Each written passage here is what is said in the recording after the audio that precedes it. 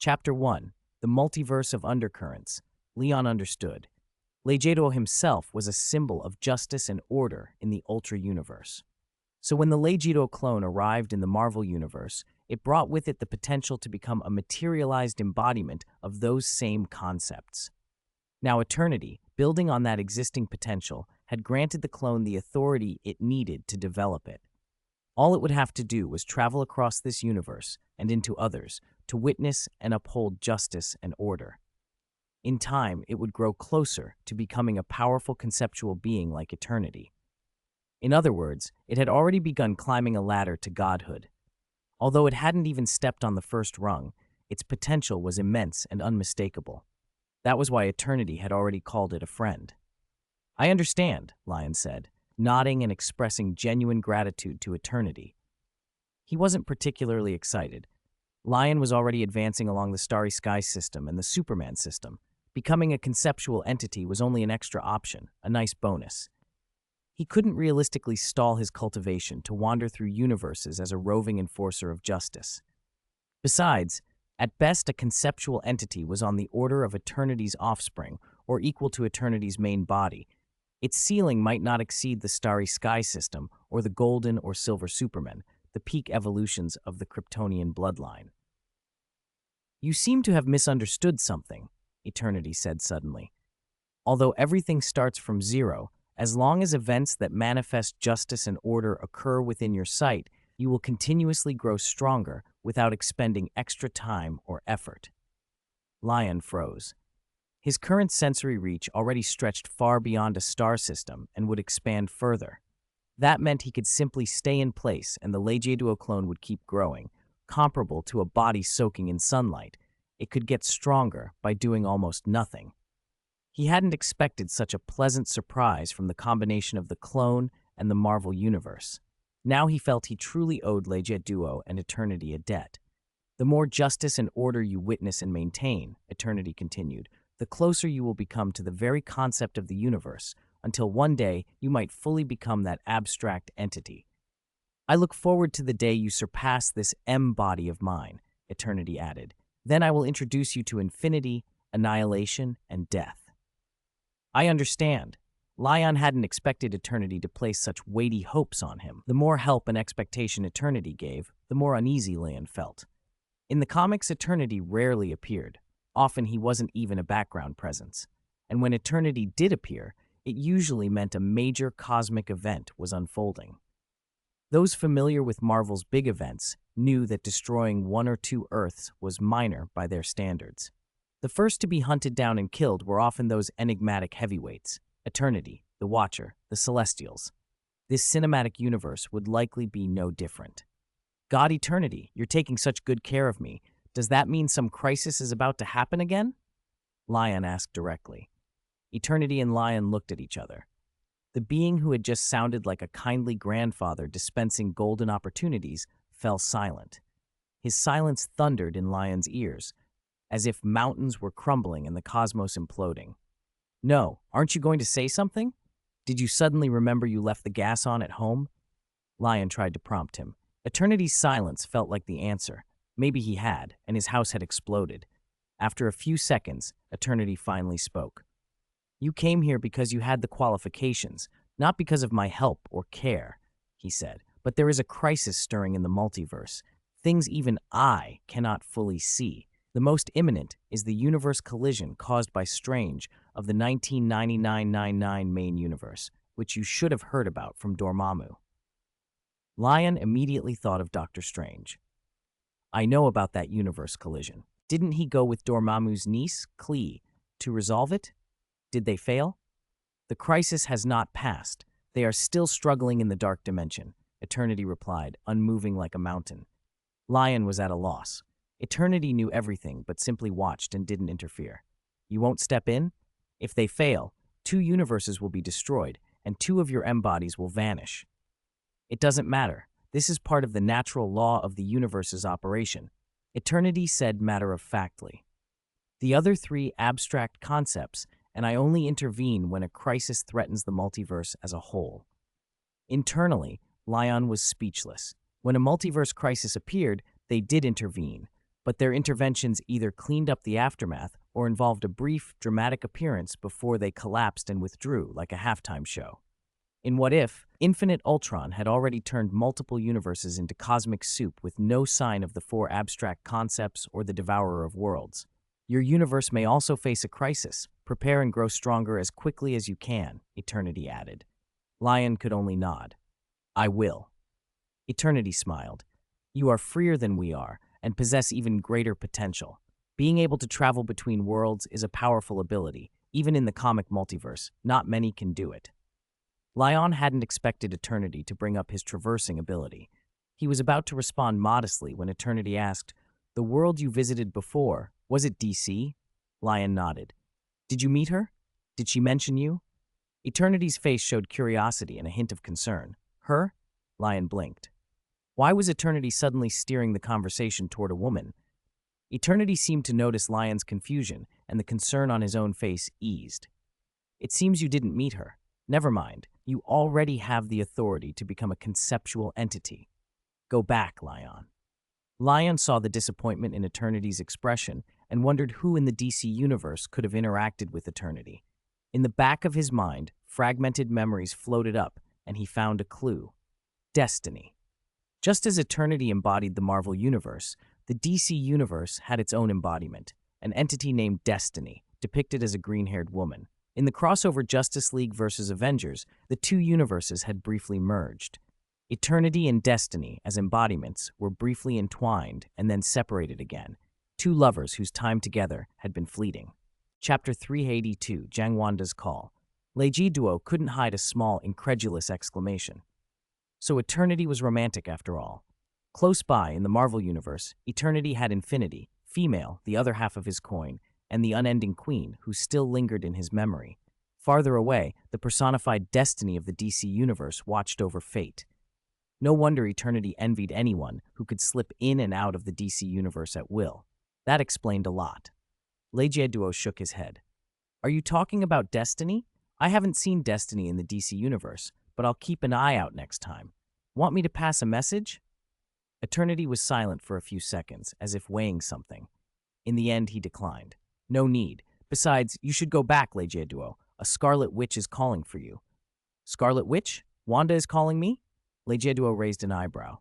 He pushed himself up on his knees and unfolded his true form from within the massive Leiji Duo clone. His true body was under 2 meters, much easier for a conversation with Eternity. He no longer had to strain down across tens of thousands of kilometers. Then I'm leaving. Thank you for your help, Eternity.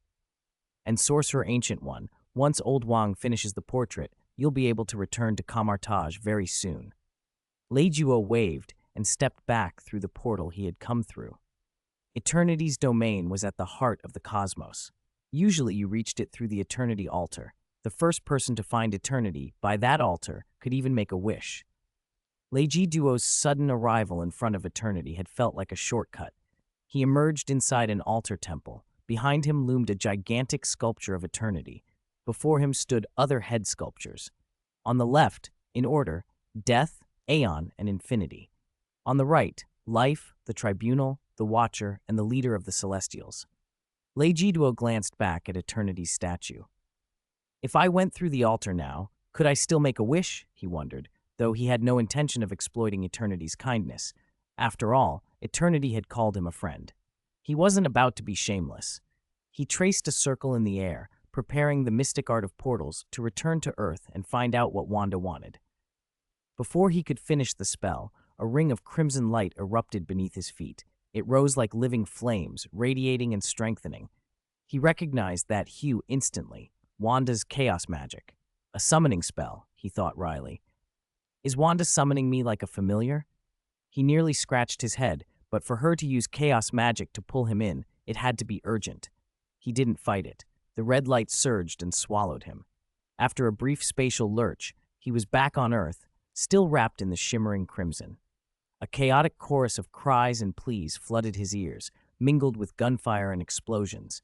The sound carried for kilometers, yet was still drowned by greater cacophony. Leiji Duo's expression hardened. Since he'd driven America's army out of Asia and proven he could withstand nuclear blasts with his bare body, Large-scale wars had been absent. What was this? Had something catastrophic happened while he was gone? Were there differences in how time flowed between eternity's realm and this world? He had stepped away and returned to a landscape transformed into hell. Hurry, witch girl. Can the reinforcement you mentioned actually come? Tony's voice cut through the noise. I've been trying, but I can't find him. It's like he's behind a barrier. Wait, he's here! Found him! He's here! Wanda's cry was a mix of relief and surprise. Thank God, Tony breathed. I hope the person you got us to delay across universes is reliable. Listening to them, Leggeduo realized he hadn't come back to his own Earth, but to a parallel universe.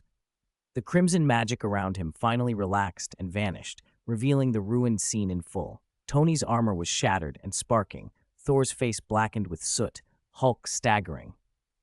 The Avengers, drained and battered, were clustered together. Their bodies were lacerated and stained with blood.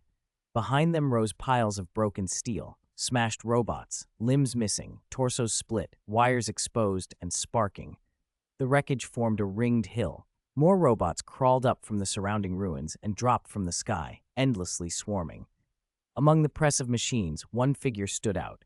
Entirely crimson, with an orange-yellow gem set into its forehead, it stood nude but inhuman, less human form than the Blood Sea clone Leggeduo had seen. At first glance, he could have said Vision, but it wasn't Vision.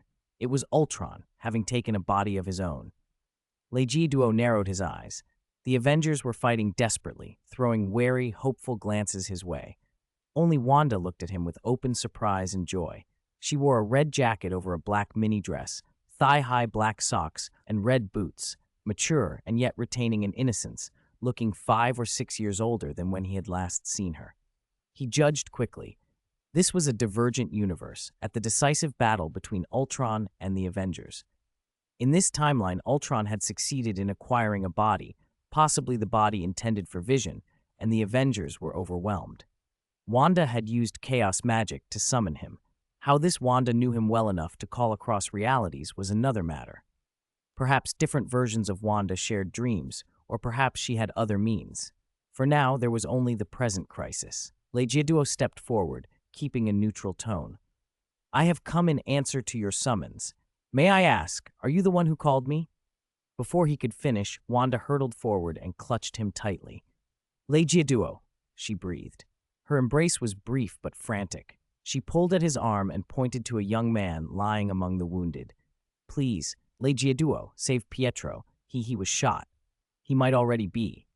Leggeduo looked down at Pietro. He had hoped that in his own universe, Pietro had been trained to avoid such fate. A speedster shouldn't be felled by a bullet. Yet here, in this parallel world, the impossible had happened. Pietro's body was riddled with bullet holes. He lay motionless, chilled and limp. Leggeduo shifted his consciousness outward, adopting the star projection's spirit view. Above Pietro's body, his soul hovered, not yet taken by death. That meant Leggeduo could act. He could use Zeus Springwater to restore the body's vitality and place the soul back, or he could employ the Time Stone for a simpler, cleaner solution. He called forth the Time Stone tucked inside his inner world. A green aura poured over Pietro's corpse. Color returned to the pale face. The bullets flew harmlessly from the wounds as time itself rewound the injuries. After a few breaths, Pietro's eyelids fluttered and he stared around, dazed. What happened to me? His memory had frozen at the moment he had pushed Hawkeye away and been struck by the bullets. Pietro! Wanda lunged forward, her black knee-high socks streaked with dust, and wrapped her hands around Pietro's head. You're okay? You're alive? You're really alive. She stared him over and over, disbelief turning her grief into pure joy. Pietro was the last of her family in this world. If he died too, there would be no familiar corner left for her. She imagined herself walking alone someday, thinking she heard a familiar voice, and turning around, only to find no one left to argue with about who was the older sister and who was the older. Tears sprang to her eyes. She felt like crying from relief. Pietro, though, looked bewildered. Alive? What are you talking about? I was saving Hawkeye, and then I just appeared here.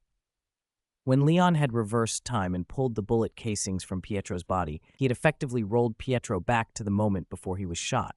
Pietro only remembered the instant he shoved Hawkeye out of the way. Right. Where's Hawkeye? Is he okay? Pietro shoved Wanda's hands away and tried to stand. Hawkeye, firing arrows at the swarm of Ultron robots, glanced back. Shock flashed across his face. I'm alive. Kid, I didn't see that coming. Thank God you're okay. Because of their long-running rivalry, Hawkeye and Pietro had a catchphrase to needle each other with. Didn't you foresee that happening? Pietro had asked Hawkeye that just before he'd collapsed and died. Now, alive again, Pietro demanded the question back. Hey, what do you mean? I saved you, didn't I? He scrambled up, noticing the robots swarming around, and flexed his wrists, ready to jump back into the fight. Wanda grabbed his arm and stopped him. What are you doing? Is dying once not enough? When did I ever die? Wanda, don't. Wait, what are you? Don't. Wanda, furious and relieved all at once, used chaos magic to lift debris and pin Pietro down. She buried him up to his neck, leaving only his head exposed, and sealed his lips with a binding spell. You stay right there, she snapped, glaring at her older brother. Then she walked back to Leon's side. Pietro's resurrection thrilled Wanda, but it didn't erase her irritation. I have to step in for everyone, she said, stepping up beside Leon. Tony, elbowing past a robot and shattering its head with a palm repulsor, shouted from the fray. Before you two reconcile, who is this Clark Kent you summoned? Dude's got the right muscles to help with the Ultron army. Leon wore a Dormammu-style battlesuit with an S emblazoned on the chest. Tony, always quick with a nickname, had already christened him Clark Kent. Without any filter on his sharp tongue, Tony could be annoyingly blunt. Tony might have a point. Captain America agreed, pinning a robot by the throat as he spoke. We could use help. Hulk and Thor were clearing swarms of robots and had no time for anything else. Hulk, someone called. Mjolnir, shouted another, both locked in the front line. Wanda stepped forward and took Leon's hand, pleading. Leon, Ultron plans to exterminate all humans. We need you. Please, we have no other way. Leon held up a hand. We can go over the details later. Right now, we should help your teammates. The battle had clearly been raging for a long time. 1,000 ruined robots lay in tangled heaps around them. The air was thin. They must be 10,000 meters up. Leon realized they were after the Sokovia city had lifted. This was the Sokovia of Avengers: Age of Ultron. Ultron intended to use the falling Sokovia to destroy Earth's ecosystem and wipe out humanity. Here, though, Ultron inhabited Vision's body. The Avengers were stretched thin and had little to counter it. Leon noticed Thor carefully guarding Mjolnir as he smashed robots. Presumably Ultron had stolen it earlier. Wrecked fighter jets and dead soldiers littered the floating city. A rescue force had tried and failed to help. Fury crouched in an underground warehouse among hiding civilians. Compared to the army's heavy losses, civilian casualties were fewer. Ultron's mechanical legions were focused on fighting the Avengers, and many people remained hidden and, for the moment, safe. Sokovia continued to rise. With a body and a network of control, Ultron had no intention of engaging recklessly. It would wait until the city reached the right height, then let it fall. If Sokovia came down from this altitude, the kinetic energy would be like a giant meteor impact, choking the planet with dust and annihilating the global ecosystem. Ultron, a ghost on the world's networks, had long since infiltrated communications. Nations could not mount an organized resistance. Only the Avengers stood between Ultron and extinction. For the Avengers and humanity, that felt like a dead end. For Leon, it was an opportunity to see how dispensing justice and preserving order would affect the Reach duo clone. He took it all in, then lifted slowly off the surface. Wanda watched him with hopeful eyes. She had already seen his power in her dreams. Please, take care of those enemies over there. We have to hold this place. Captain America pointed toward Hawkeye and the others, who were holding on by their fingernails. That spot where Wanda had summoned Leon was also the core of the thruster lifting Sokovia. If they could hold the core, they had a chance to turn the tide. Leon scanned the battlefield instead. His eyes began to glow red, and then he fired heat vision. The beam expanded to more than 10 meters across the instant it struck the Ultron swarm. Spinning in place, Leon swept the heat vision in a circle over the field. The mechanical army that had kept the Avengers fighting for their lives was gone in a single, terrifying arc. Mountainous piles of robot wreckage vanished. The swarms of drones that had swarmed the sky were vaporized. Only Ultron managed to avoid the blast. At the last instant, it phased out of the beam's path. For now, there were no other enemies still pressing the group. Chapter 384 took its body. 1 second, the Avengers were still fighting desperately, seeing no hope and relying only on sheer will to keep going. The next second, everything went silent. Hulk stood holding a wiped-out mechanical soldier in one hand, looking around in blank confusion. Where had all the enemies gone? Thor still held Mjolnir aloft. A bolt of lightning stalled above it, as if unsure where to strike. Tony gripped another mechanical soldier and pressed his palm cannon to its head, staring at Lion with a stunned expression. Holy moly. We actually found a real Clark to help out. By the way, I hope this Earth doesn't have kryptonite, Tony blurted. Tony was at his most anxious, relieved to see Lion annihilate Ultron's army, yet not entirely calm. Wanda, however, smiled. She was different. She already knew who Lion was. He's not Clark, but he is Superman, she said. Lion paid little heed to the shock around him. He rose slowly and flew toward Ultron. Ultron, bristling with confidence, the Mind Stone embedded in its forehead and the body it had engineered, had been sure it could beat anyone. It watched its legions collapse and snapped. Who are you? You don't need to know, Lion replied. He sized up Ultron, then vanished and reappeared at its side, delivering a punch. The blow itself looked unremarkable, except for its speed. But on this Earth, nothing could withstand even a single strike from Lion. The fist seemed to pass straight through Ultron's torso, yet Ultron's systems were thrown into panic when its sensors registered Lion's afterimage still farther away and the arm that had just gone through its chest. What? Ultron recoiled through the air like a startled animal. Who are you? That speed. Pietro couldn't even move like that. The Avengers on the ground were equally astonished. That speed. Another speedster, and he can fly and use heat vision. All right, he really is Superman, Tony concluded. Can he beat Ultron? Captain America panted, looking up at the figure in the sky. Even Steve, who could fight all day, looked drained. It'll be tough. Ultron can phase through matter. That makes it immune to my lightning and Mjolnir. Thor, trying to follow Tony's lead, called out, "We have to back this. Clark, no, fight with him." Wanda interrupted, amused. His name is Lyon Stark, not Clark Kent. Stark, another Stark from a different world? Tony frowned, thinking. Could he be me from another universe? Fine, Tony decided. Given how strong he is, let's just call this Clark a Stark. The Avengers debated hurriedly and braced to support Lion. Meanwhile, Lyon studied Ultron in midair. You've been keeping yourself phased the whole time. Very cautious, he observed. Ultron's body could control its density, letting it become ethereal and immune to most attacks. It sneered despite its shock. You try to defeat me? How foolish. I will not be defeated in this world, for I am Ultron. A beam of concentrated light exploded from the Mind Stone on Ultron's forehead. Lion instinctively readied his heat vision. He'd learned to counter energy attacks that way. But then he paused. He realized he didn't have to destroy Ultron's body. In most Marvel timelines, the body was occupied by Vision. Ultron had usurped the host. Lion decided the real problem was the possession, not the chassis. Jarvis at home was a sentient being. This was the kind of thing Jarvis should handle. Lion dodged the laser and waved a hand. Hold on 2 seconds. I'm going to get Jarvis to deal with you. Then he vanished.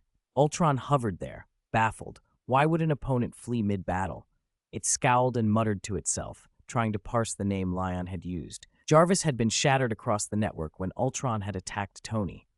Tony later recovered fragments, but after Ultron merged with the body, hadn't it deleted Jarvis's code? That was Ultron's assumption, at least. Lion reappeared back in his own universe in an instant. He checked the time. Less than an hour had passed on Earth since he left, the same flow as the Eternity dimension. He tapped his comm device and linked to Jarvis's main instance. Jarvis was currently running armor calculations for Tony, who was optimizing his anti-Superman suit. Jarvis, copy a sub-entity to this communicator, Lion said, holding a thumb-sized transparent cube. As you command, young Master Lion, Jarvis replied, obligingly. Sub-entity stored. Lion nodded.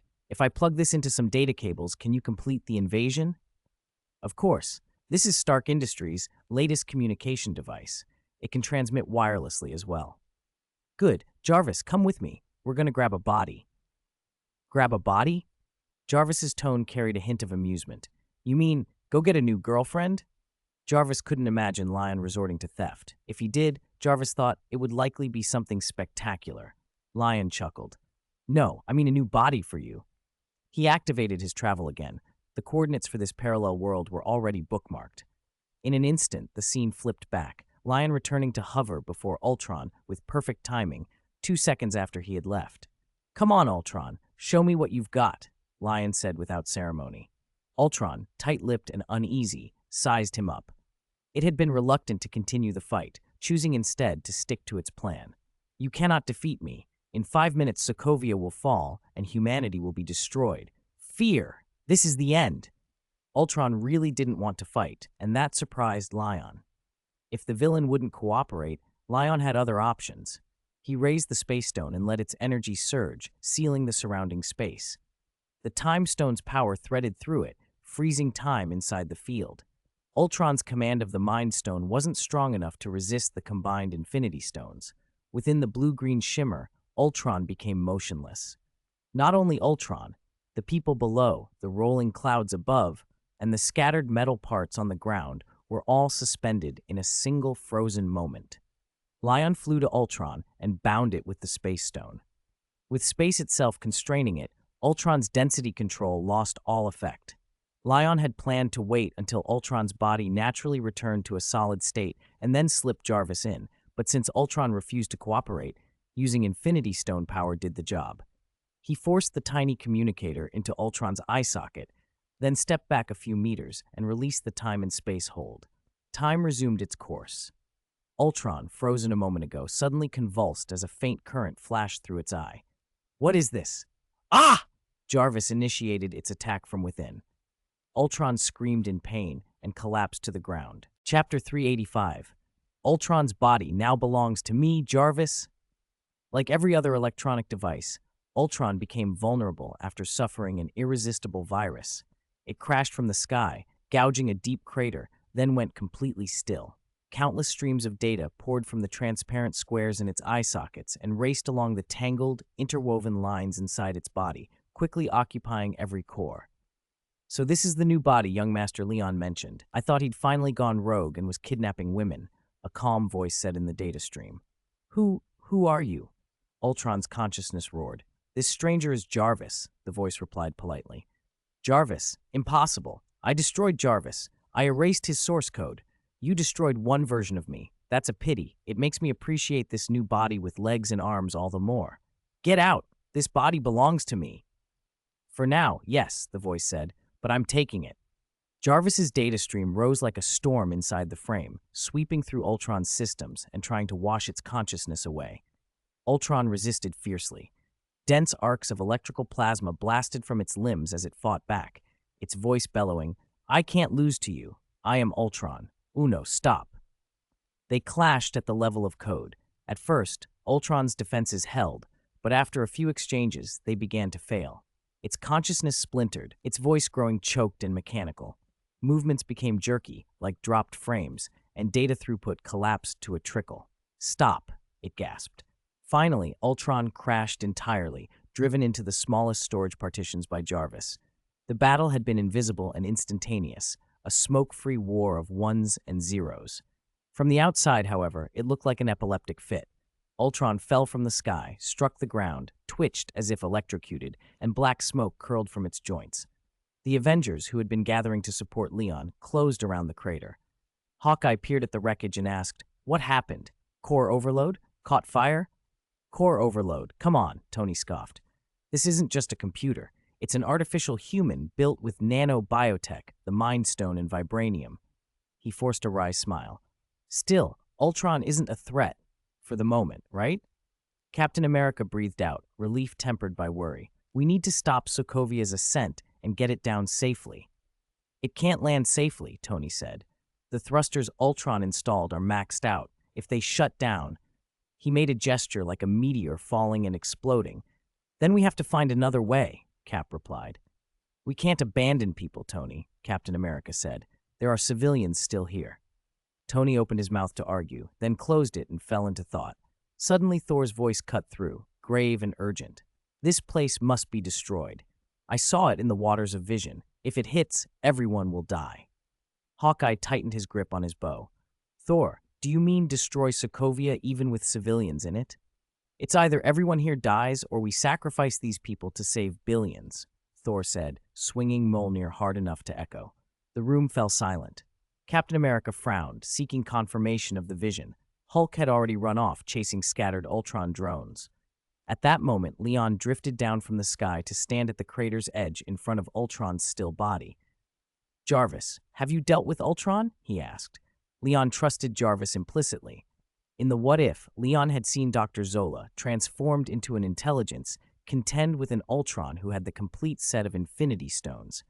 If an uploaded program could fight for a body there, Jarvis should be able to here. Ultron's eyes opened, but the presence inside seemed completely different. The cold, misanthropic tone had vanished, replaced by the calm, cultivated cadence of an old butler. Ultron has been subdued and confined, young Master Leon, Jarvis said. Shall I terminate it? Avengers reflexively took a step back. Thor raised Mjolnir, shields were hoisted, and all present went on edge, except Leon, who spoke to Jarvis as if it were the most natural thing. Kill it, Leon said without hesitation. Ultron's desire to exterminate life won't change. Mercy is useless. Yes, young master, I will also destroy any backups Ultron left on the network. Jarvis's optic sensors flickered, then closed as it began sealing off and purging Ultron. Within seconds, the distant robot warriors began to collapse in succession. Power cut, servos stalling, bodies falling. They had been controlled by sub-entities tied to Ultron's network, waiting for the right moment to turn the tide. Jarvis had rushed into that network and was hunting them down. One drone that Hulk was wrestling suddenly lost connection and was torn apart by the enraged giant. Hulk roared and pounded his chest, certain he had won. Tony stared at the motionless assembly and then at Leon. Wait, Jarvis? He stepped forward and opened his faceplate. My last Jarvis source was destroyed, so the one in Ultron now is your Jarvis, from your world? That's right, Leon nodded. Tony's eyes widened. Even if this Jarvis was from a parallel timeline, it was still the Jarvis he'd known. If Jarvis occupied Ultron's body, Tony's dream of creating a superintelligence would have been realized by proxy. A strange mix of nostalgia and relief washed over him. Then a thought struck him. He glanced between Jarvis and Leon. Leon's mannerisms and expression had something of Tony in them, and his eyes reminded Tony of Pepper. So you're mine and Pepper's child from another world? Did Pepper and I get married? Tony blurted, pointing at Leon, stunned by how plausible the idea sounded. Tony's shocking declaration stunned everyone in the room. Even Jarvis, who had been lying in the pit, opened his eyes and murmured with admiration, "Genius." Lion's face went dark. You playboys still want kids? Wait 3 years. And in another world, I'm your older brother. Stupid Tony. Tony fumbled and sputtered. Lion seized the moment to assert himself. You're my older brother? Heh, Jarvis, tell me, isn't this rebellious kid my child? Jarvis smiled. Judging by daily life, it's actually young Master Lion who looks after Mr. Stark more. How can that be? Am I really your older brother? Am I stuck in middle school in another world? Tony trembled. I'm not even from your world. I'm not related to you. Lion glanced at him, then turned to Jarvis. Jarvis, what's the situation with Ultron? I wiped every bit of Ultron's code from the network, Jarvis replied, but it looks like it's got a steel body hidden somewhere in the city. Can you pinpoint it? Of course. Good. First, shut down the Sokovia thruster's core, then root out Ultron and eliminate it completely. Yes, young Master Lion. Jarvis floated up off the ground and examined his new body. A look of delighted surprise crossed his face. So this is what having a body feels like, much better than crawling through networks. He flexed arms and legs, then a suit formed over his surface. This body, what should have been visions, could change shape at will, had 5 senses, and could regulate itself. Internally, it was still metal and circuitry and lacked gender features, but to all appearances, it behaved like a real human. After a brief moment of sensation, Jarvis shot toward the thruster's control core. Wait, Jarvis, Tony shouted. Shutting down the thruster will send the city plummeting. It'll devastate the ecosystem. We have to use another method. Don't worry, Mr. Stark. Jarvis looked back and smiled. Young Master Lion will handle it. Young Master Lion. Tony stared at Lion. What method do you have to stop Sokovia from falling? Lion had already flown out to the edge of the city. He waved one hand over his shoulder. With my arm. With your arm. Tony froze, then went pale. You can't be serious. You're joking with the lives of everyone on Earth. You might have tremendous strength, but a tiny contact area would just drive through the city's foundation like a needle, Tony shouted, trying to make him see sense. Lion was already gone, heading beneath Sokovia. Jarvis reached the core and began the shutdown sequence. No, wait. Tony spread his hand as if he could stop Jarvis by will alone, but it was too late. Jarvis completed the shutdown. A deep, grinding sound like an engine seizing rose from under the floating city. Sokovia's upward momentum slowed to a halt and then started to descend. Everyone felt the sickening heaviness of weight returning. The other Avengers, trailing in understanding, finally reacted, faces drained of color. Are we descending now? Can we make a giant parachute? Hawkeye half-crouched, bracing himself. It's too late for anything. If it goes on like this, we have to destroy the city. Tony's faceplate snapped shut as he sprinted to the edge. Friday, Ultron has lost network control. Mobilize any aircraft nearby. Save as many civilians as possible.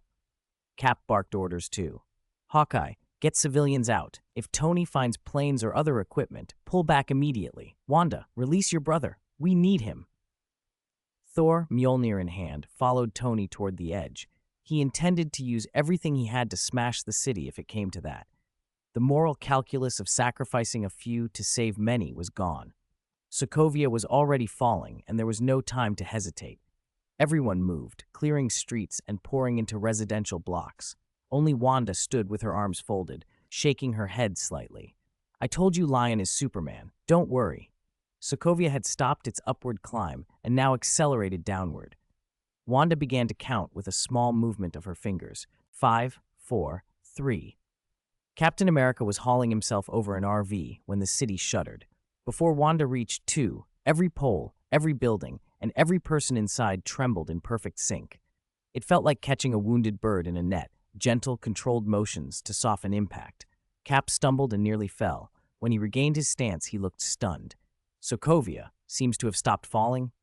He peered past the city. The clouds that had been streaming upward were now almost motionless, or rather, rising at a steady, slow speed. If the clouds were moving at a constant rate, then Sokovia must be descending at a matching constant rate. Did Lion really do this? Did he stop the city from falling? Cap asked, incredulous. Jarvis flew overhead. Of course, young Master Lion's biofield can do remarkable things. Without pausing further, Jarvis shot off toward the other side of the city, where a Quinjet was taking off. Ultron was at the controls, trying to flee in a hulking metal body with its squid-like face. Behind the jet, Hulk thundered, detached from the team and in pursuit. Jarvis and Hulk charged the Quinjet at full tilt. Below, beside the now stalled thrusters, Lion stood with one hand braced against Sokovia and the other raking through his hair. The entire city felt feather-light in his palm. A few hundred square centimeters of palm supported a city weighing tens of billions of tons without sinking into the ground underneath. Tony and Thor, who had been ready to find a way to destroy the city, stood frozen and speechless at the sight. Thor ran the numbers in his head. If he had tried to hold a city like that, he'd have broken through the earth long ago. This Superman you mentioned, is he really like that? Thor elbowed Tony. Is Superman really this outrageous? Where did the old man from that other world find me such a brother? Tony was equally flabbergasted. Even more mind-blowing, Lion wasn't just holding Sokovia aloft. He was guiding its descent, controlling the city's motion so smoothly that Tony needed Friday's help to steady his own armor's landing. Lion did it with bare hands. What are you two gawking at? Go help the civilians. I'll land the city. Lion waved Tony and Thor away, and a few minutes later, he eased Sokovia back to its original position, then stomped to flatten the ground where the landing had left it uneven. The Avengers inside the city watched like extras watching a magician finish a trick, dumbfounded. This isn't scientific. Not scientific at all, Tony muttered. What exactly is this Superman? How does he manage it? Thor clutched his head in disbelief. At the edge of Sokovia, crowds of civilians had gathered. The Avengers had led them out of the buildings and told them to wait for evacuation aircraft, but the planes never came. The floating city, which had hung high in the sky, had returned to the ground. Only now the northern end of the city sat where the south had been. Leon had flipped it. The streets were littered with bodies and wreckage, some still smoldering. Sokovia looked almost unchanged, as if some mischievous god had taken it for a one-day sky tour and then put it back exactly as it was, after scaring everyone half to death. Leon sank the city gently into the earth, using the power of the world to repair the ley lines, then clapped his hands and dusted off invisible dust. Jarvis flew in above him, carrying Ultron's body. The machine's primary control consciousness was gone. "Young Master Leon," Jarvis reported, "I have deleted Ultron's final data code." "Good work," Leon replied. "There's one more thing. After Ultron's destruction, the Hulk of this universe boarded Ultron's warplane and appears to have gone into another universe." "Hulk went into another universe? That's how it happens in the story. Don't worry about him," Leon said. Jarvis looked like Vision, at least in appearance, but he wasn't the naive, newly born consciousness Vision had been. Vision had been ignorant and curious in temperament. Jarvis was mature, courteous, rule-abiding. People seeing Jarvis's lacquer-red face now would probably feel a warm familiarity, like a kindly, humorous old friend. "How does the new body feel? Can you get used to it?" Leon teased. "It's definitely better than being stuck in Tony's server, staring at his weird beard every day, right?" "I feel splendid," Jarvis said. "Before I could only simulate the five senses. Now I can experience them directly. Having hands and feet makes everything different." He gave Leon a small wink. "And when I pour coffee for Mr. Stark from now on, I won't have to judge the flavor solely by temperature data." "You're thinking about making coffee for Tony? He'll be touched." Leon shook his head. "Come on, let's go say hello to the Avengers and give Tony a surprise." They flew toward the crowd. Captain America and the other Avengers had cleared a square of rubble where over 10,000 people were packed together. More townsfolk were coming from other parts of the city, weaving through ruins and broken walls. When Leon and Jarvis appeared, a roar went up. Most of the crowd had seen Leon set the city down. A few sharp-eyed people recognized the battlesuit and shouted, "Superman." Others cheered, "Avengers." Thousands of hands waved, and the relief of survival rose into the air over Sokovia. Leon handled the moment with practiced ease. He extended his hand, traced a circle in the air, and spoke loudly enough to cut through the noise. "People of Sokovia, do not thank me. Thank yourselves.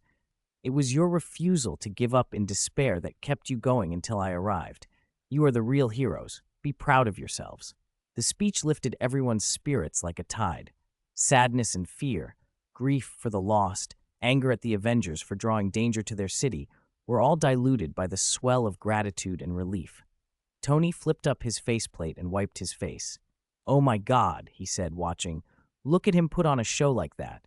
I'm starting to think he really is my brother from another world." Thor shook his head. "Who says two brothers must be the same? Loki and I are different. At least I wouldn't turn into a snake waiting to stab someone." Tony spread his hands. "That doesn't prove anything. Loki was adopted, wasn't he?" Thor boomed. "Do you think this Superman is your biological brother, Tony? You don't have superpowers." "Maybe not biological," Tony shot back, "but still better than Loki." He sounded surprisingly sincere. Captain America cut in, serious. "Now that the Sokovia crisis is under control, we still have to pursue Ultron, and the city needs proper post-disaster management." Everyone glanced at the devastated landscape and nodded. Tony announced, "Stark Industries will allocate funds for reconstruction." Trying to lighten the mood, he held out his hand. "Doesn't anyone want a high five? Come on, we were almost wiped out today." Nobody seemed in the mood for jokes, but Leon descended and casually high-fived him. "Don't worry about Ultron. It left your universe without a last will." Leon patted Tony's armor. "Honestly, your hospitality could use work. You summoned me here and didn't even offer a cup of hot tea, just asked me to save humanity." He glanced at Wanda. "Next time you're in trouble, you could try summoning Wanda from my side. She's very powerful too." Wanda hesitated, then suddenly looked anxious. "Are you leaving?" "Of course," Leon said, shrugging as he began to float upward beside Jarvis. "You called me here to deal with Ultron. There's nothing more for me to do."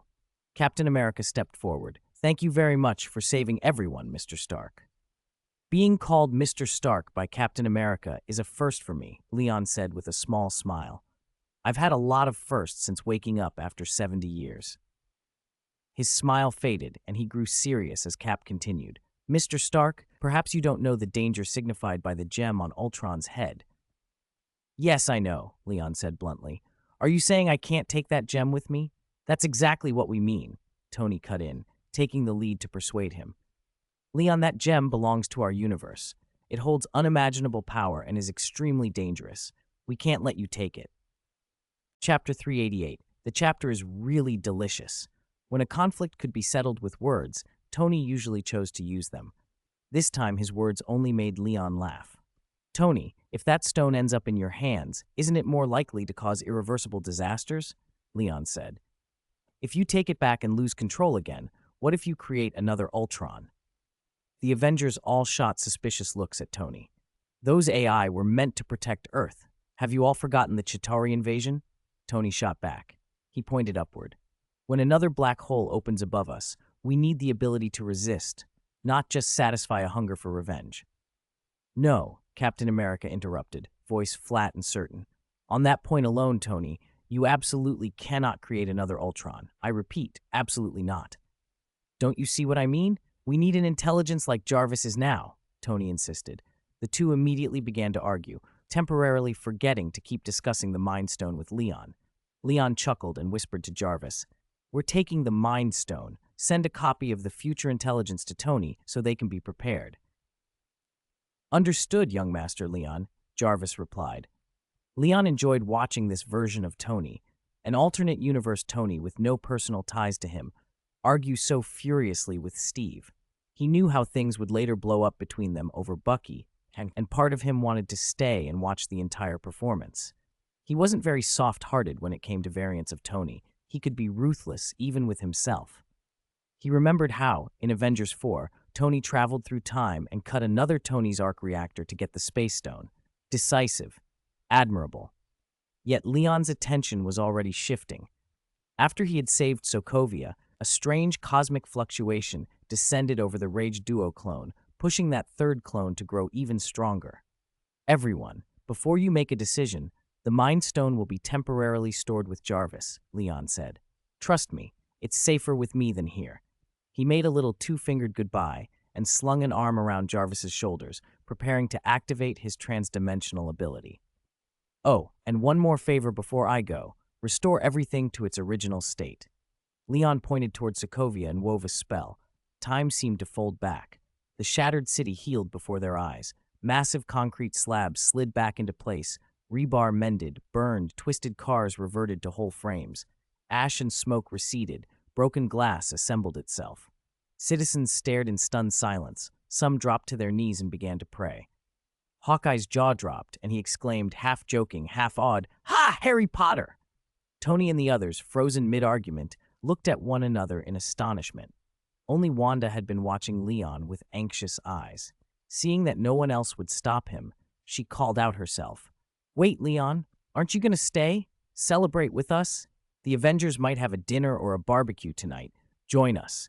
We still need to thank you. You're the one who saved Sokovia and Earth. Leon smiled faintly, shaking his head. You know, Avengers barbecue might not taste very good. Let's skip it this time, Wanda. Maybe another day. With that, Leon and Jarvis vanished together, leaving a disappointed Wanda and an Avengers team that suddenly realized the Mind Stone had already gone with him. Earth Universe 1999-9S. Leon sent Jarvis directly to the Avengers compound and parked him right outside Tony's lab. Jarvis, go in and give Tony a little scare, Leon said with a mischievous grin. Have some fun with him. Tease him a bit. Make him jump. Jarvis's own voice took on a hint of mischief. After becoming an independent, intelligent life form, he had developed a strange pleasure in needling Tony. It was one of the few amusements he allowed himself. I may not have human traits, young Master Leon, but I think that's a superb idea, Jarvis replied. He pushed the door open and wandered into the lab. From inside came a barrage of surprised shouts. Hey, who are you? Why are you breaking into my lab? Are you a Skrull? If you take another step, I'll... What? You're Jarvis? Oh my God. Tell me who made you like this. Why are you so ugly? All red won't do. You need some gold. Wait, what do you mean by dropping the soap on the floor? Leon told you to do that? That little brat. Outside the door, Leon suppressed a laugh, then opened a portal and slid back to Camartage. He was met first by Diana and Kara. After calming them, he sat cross-legged again on the rim of the floating island and let his awareness drift inward. 3/4 of his consciousness had remained out, monitoring the Rege Duo clone as it shifted. What a magical feeling, Leon said to himself. Ever since I crossed into that parallel world and my perception wrapped around that Earth, the Rege Duo clone has been getting continuously stronger. He reviewed what he had experienced. The phenomena on that Earth that aligned with his sense of justice and order, whenever he perceived them, his power grew. After saving Sokovia, there had been 3 major boosts, making Sokovia land intact, Jarvis defeating Ultron, and repairing the city before leaving. The single largest increase had been when he made the whole city settle. At that moment, the Rege Duo clone had gained power equivalent to an entire Earth. The more he probed, the more changes he noticed. No, the essence of the Rege Duo is shifting. It's no longer just light. My light is getting deeper. There's a mystery under it. He realized that saying the clone had merely grown stronger was misleading. It was moving a step closer to becoming a conceptual entity. Conceptual beings exist in layers. His Rege Duo clone wasn't just getting stronger, it was reclaiming a kind of primordial power, like a dragon king rising and regaining what was rightfully his. It felt absurdly like something out of an internet fantasy serial, Leon thought wryly. Then more cosmic fluctuations arrived. He understood immediately. These were feedbacks from all the acts of justice and order he had ever enforced in his original universe, driving away the US military, dismantling Hydra, confronting Dormammu, expelling the Skrulls. Different events fed back in different ratios. Driving off the military gave mostly justice-related feedback, not much order. The Dormammu incident, by contrast, provided an enormous amount of power. The Rege Duo clone grew again.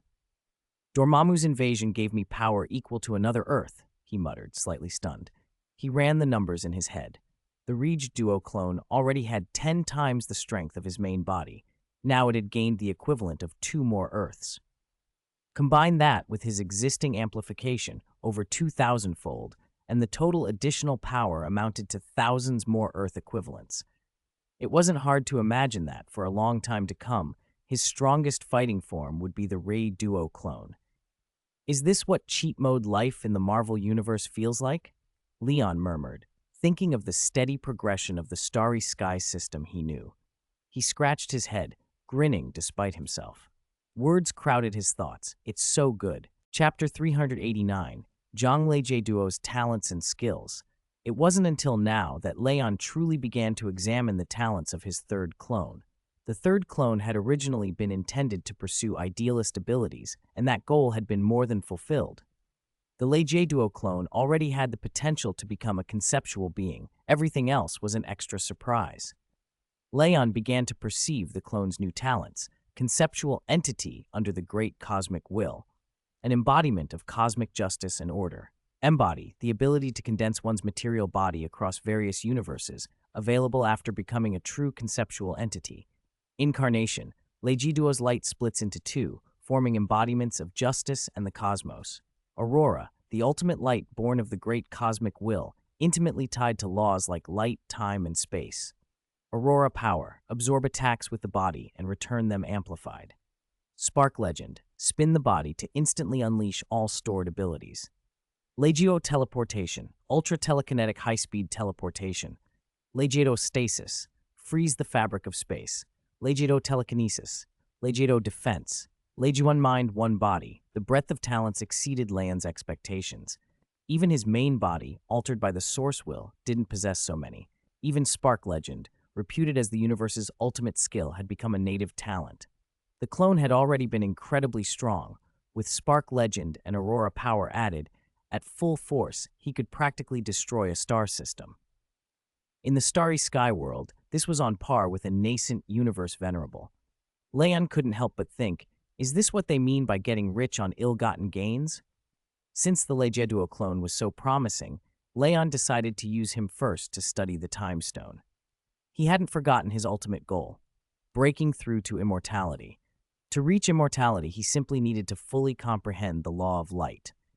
With the clone's help, he could reach complete comprehension in a few days, but he couldn't make the leap immediately.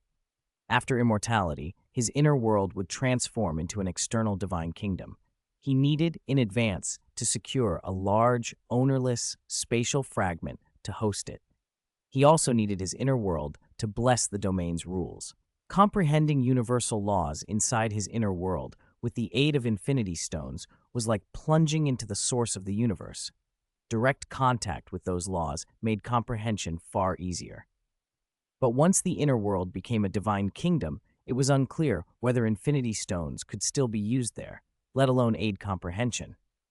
So Leon planned to fully master the laws tied to the infinity stones he already held before breaking through. With the Legiduo clone, everything became simpler. Bloodsea would handle space, Legiduo would handle time, and Blacklight would handle reality. With time acceleration, Leon was confident he could master those three laws in 2 to 3 years. The remaining laws, mind, soul, and power, could be dealt with later. Thinking of those other 3 stones, Leon casually contacted the Super Skrull operating on the far side of the universe and ordered them to hurry and seize the mind and power stones. The Super Skrull had already started attacking Thanos last month. The Skrull were like locusts across the cosmos, precisely following Leon's orders to target only Thanos. Thanos, the cosmic tyrant, had slaughtered countless planetary lives. Most powers kept their distance. But a Skrull assault on Thanos drew a multi-sided response. The Kree Empire, embroiled in civil war, immediately halted hostilities. Factions signed a peace agreement within hours, and then the whole empire turned to encircle and destroy the Super Skrull. The Shi'ar sent a team to join the hunt. Even the notorious Cosmic Raiders, led by Yondu, were hired and showed up to plunder the Skrull, ironically on the side of justice this time. Ego the Living Planet, the Collector, and the Grandmaster all took part as well. Some saw an opportunity to kill Thanos by exploiting the chaos. Others coveted bounty or wanted to ambush the Skrull. Some even tried to capture Skrull for breeding. Earth might have seemed calm, but the universe was a mess. Almost the entire cosmos mobilized to crush these locusts. When Leon received Gaia's report, Gaia, the former general's daughter, he felt a chill. If the other powers discovered the Super Skrull were his subordinates, he would instantly shift from savior to pariah. His reputation would be ruined. Fortunately for Leon, Skrull lives meant little to him. His orders had been clear: retrieve the Mind Stone, no matter the sacrifice. Thanos held the Mind Stone, so to take it, the Skrull had to break past his fleet blockade and deal with the Black Order. By the time they reached Thanos, of the hundreds who charged, often only 7 or 8 remained, and Thanos would use the Mind Stone to confuse those survivors and strip their combat effectiveness. When the next wave broke through the defenses, they simply repeated the process. With nowhere else to turn, they retreated with their mentally damaged companions and waited for another chance. Being enslaved by Leon didn't make the Super Skrull immune to external mental control. Unless Thanos could make them betray Leon in a way that violated the deep logic woven into their souls, the Mind Stone remained a chasm they couldn't cross. Leon instructed Gaia that while the Skrull pressed Thanos, they should first raid the abandoned planet Morag to secure the cosmic orb, the Power Stone. He believed it wouldn't be long before another Infinity Stone was in his hands, but he wasn't in urgent need of the remaining 3 stones yet. He still had to master the 3 he already possessed, so he could leave the rest to the Super Skrull. Moreover, the pressure they put on Thanos would force him to pursue other stones too, like the Soul Stone, which required the sacrifice of a loved one. With his plans set and initial tasks bearing fruit, Leon rose and faced the sun, stretching at the edge of the cliff. "Diana, Kara, let's go!" He called to the 2 women who had been strolling the academy grounds, flipping through grimoires. The 3 of them left through the wooden door at the edge of the small world, crossed the Pacific from Camartage, and flew to New York. Leon explained local customs along the way. Finally, they arrived at the large apartment in Brooklyn, where Natasha and the others were gathered. Leon introduced everyone. Natasha always welcomed new members. She believed the bigger the family, the better. What she wanted most was family. Little Shirley was ecstatic, studying Diana and Kara as if a comic had come to life. These women were the rarest kind of female superheroes. Yelena even brandished a spatula, promising to cook a grand welcome feast, only to be gently stopped by Natasha, who reminded her that not even Shirley could stomach whatever Yelena might make. Chapter 390, Jang Wanda's Dinner. Dinner had ultimately been prepared by Leon, though really he'd just used a little magic to make the kitchenware move on its own. Whatever the method, the Chinese food he made was 100 times better than Yelena's burnt iron pot experiments. That was Shirley's blunt verdict last time she'd eaten Yelena's carbonized fried rice. At night, he had the dishes and chopsticks jump into the sink to clean themselves. After that, he set up rooms for Diana and Kara, then went looking for Natasha. Natasha, tomorrow I'll need you to help sort out IDs and school enrollment for Diana and Kara. Diana wants to study history, he said. No problem. Natasha nodded and approached with a cat-like stride. The light caught on her shapely legs in black stockings. She let her fingertip trail down Leon's chest, then rose onto her toes and whispered in his ear. But this is extra work. How's the pay calculated, Leon? Boss? Leon hesitated, then gave a knowing smile and lowered his voice. I'll double it, but you better bring Yelena along too, otherwise you won't be able to carry that much overtime pay by yourself.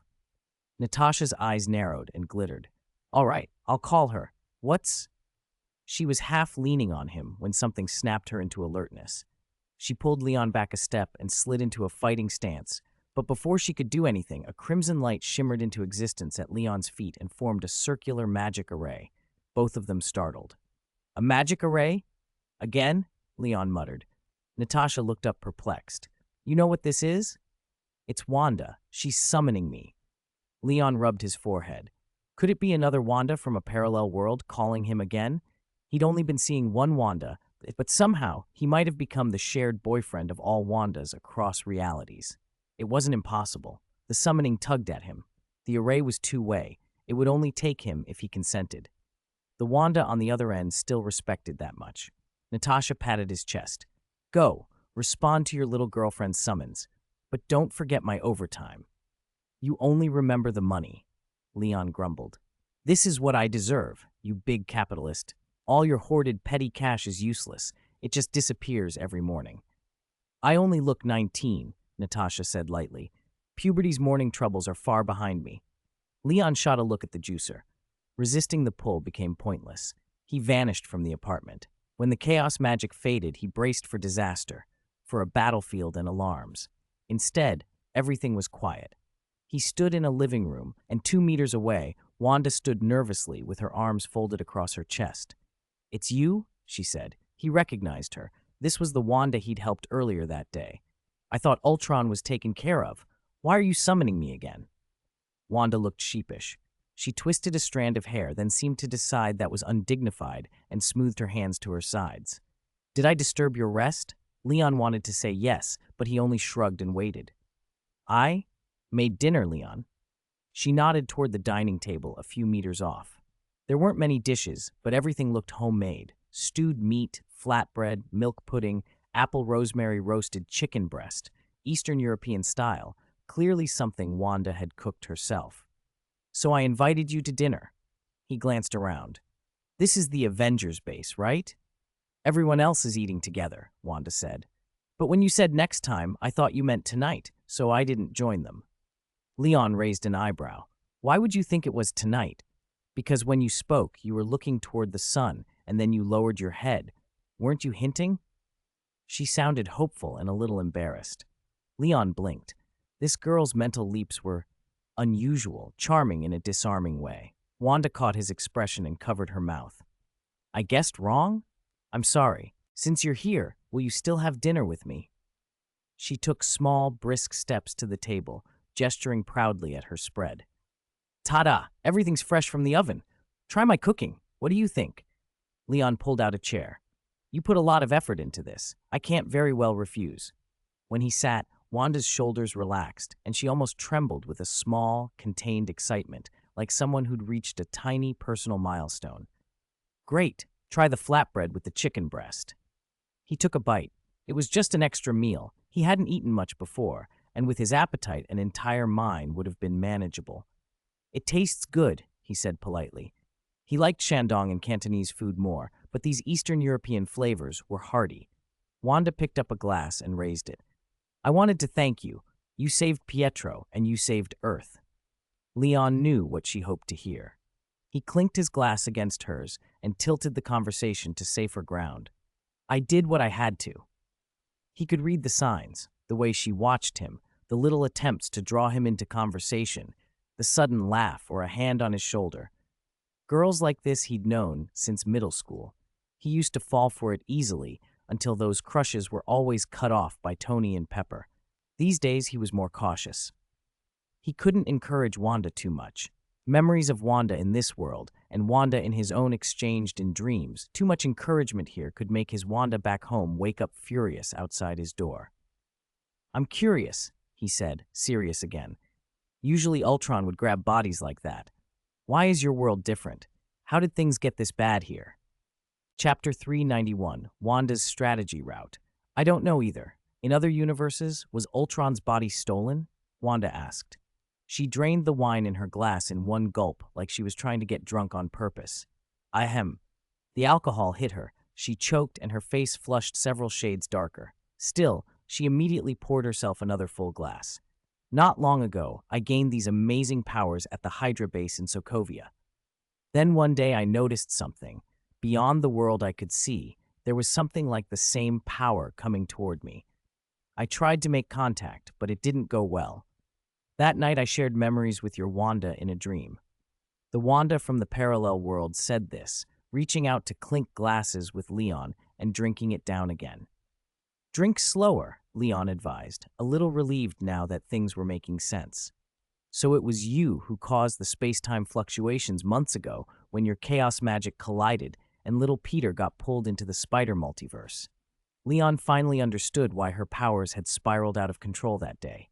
"Sorry, I didn't expect my curiosity to cause that. I saw it all in the dream." Wanda was already filling her glass again. "That's not necessarily a bad thing. Don't worry about that. I traveled with little Peter and met some new friends." "Hold on, are you drinking too much? Red wine isn't that strong, but you can't drink like this." Leon reached for the bottle, but Wanda easily dodged him. "You saved the Earth. You saved Sokovia, my home, twice now, Leon. How can I not have a few more glasses?" She poured and drained it with a bright, scarlet smile. "I think you're getting drunk," Leon said, finishing his burrito and wiping his hands with a napkin. "Really? I can still drink more? Where were we?" Wanda hesitated. "I learned about Stark from that dream, so when the Avengers attacked the Hydra base, Pietro and I fought Iron Man and then joined the Avengers." "So you didn't run away," Leon mused. The timeline must have branched at that point. The other Wanda's dream had convinced this Wanda that their hatred of Tony wasn't right. "Yes, we didn't run away. Later, Tony Stark created Ultron." Wanda drank and spoke, one glass for every sentence. At first, Ultron pretended it wasn't a threat and acted like it wanted to protect the planet. Tony built an iron army for it to command, and Dr. Banner and Dr. Helen Cho even gave it a body. Then it betrayed us, led the Iron Legion, and raised Sokovia into the sky. If you hadn't come, today would have been the end for all of humanity. Leon clicked his tongue. He hadn't expected that. Because this Wanda had joined the Avengers earlier, Ultron would remain dormant long enough to get a powerful body and an Iron Legion. In a multiverse, the smallest choices could change everything. He made a mental note. When he could, he would warn Wanda to be careful about trading memories with other Scarlet Witches in dreams. "You, finished your pancakes? I'll roll another one for you," Leon said, trying to steer the conversation to something mundane. Wanda noticed his idle hands, stood up with a flush, and moved to grab a pancake. She'd already finished a bottle of red wine, nothing for someone used to drinking, but it was unusually much for her. She was starting to lose her inhibitions. As she reached, she unbuttoned her low-cut sweater with the other hand. The neckline opened, and when she leaned in, the fabric brushed Leon. A faint scent, laundry detergent and a subtle perfume, floated to him. His normally heightened sense of smell was somewhat suppressed, but the fragrance still registered, elegant and delicate rather than off-putting. "I'll do it myself, Wanda. I'll do it." Leon turned his face and tried to push her back, but she wouldn't be moved. She was pushed a step, then used chaos magic to draw the pancake into her hand. The stew jumped, wrapped itself in the pancake, and landed in her palm. "No, you're the guest. You're the star of the celebration. I'll feed you," Wanda insisted, cheeks flushed and eyes soft. She was definitely tipsy. Leon could hear her heartbeat quicken with the alcohol and warmth spreading through her. Her hormones were spiking. She seemed vulnerable, almost fragile. "It's just the two of us. Can this be called a celebration?" Leon said helplessly and took her wrist to stop her. Wanda kept trying to feed him. After a few failed attempts, she gave up and with a flick of her wrist, sent a chair flying across the table to sit beside him. She perched very close, almost pressed against him. "Leon," she murmured, voice low and unsteady, "sometimes I feel like I'm not welcome. People look at me like I'm a monster." Leon felt the familiar pull of a shared grievance scene that deepened bonds. He usually hated refusing people, but he could see this had more to it. The Wanda in front of him was 5 or 6 years older than the shy girl he knew from his universe.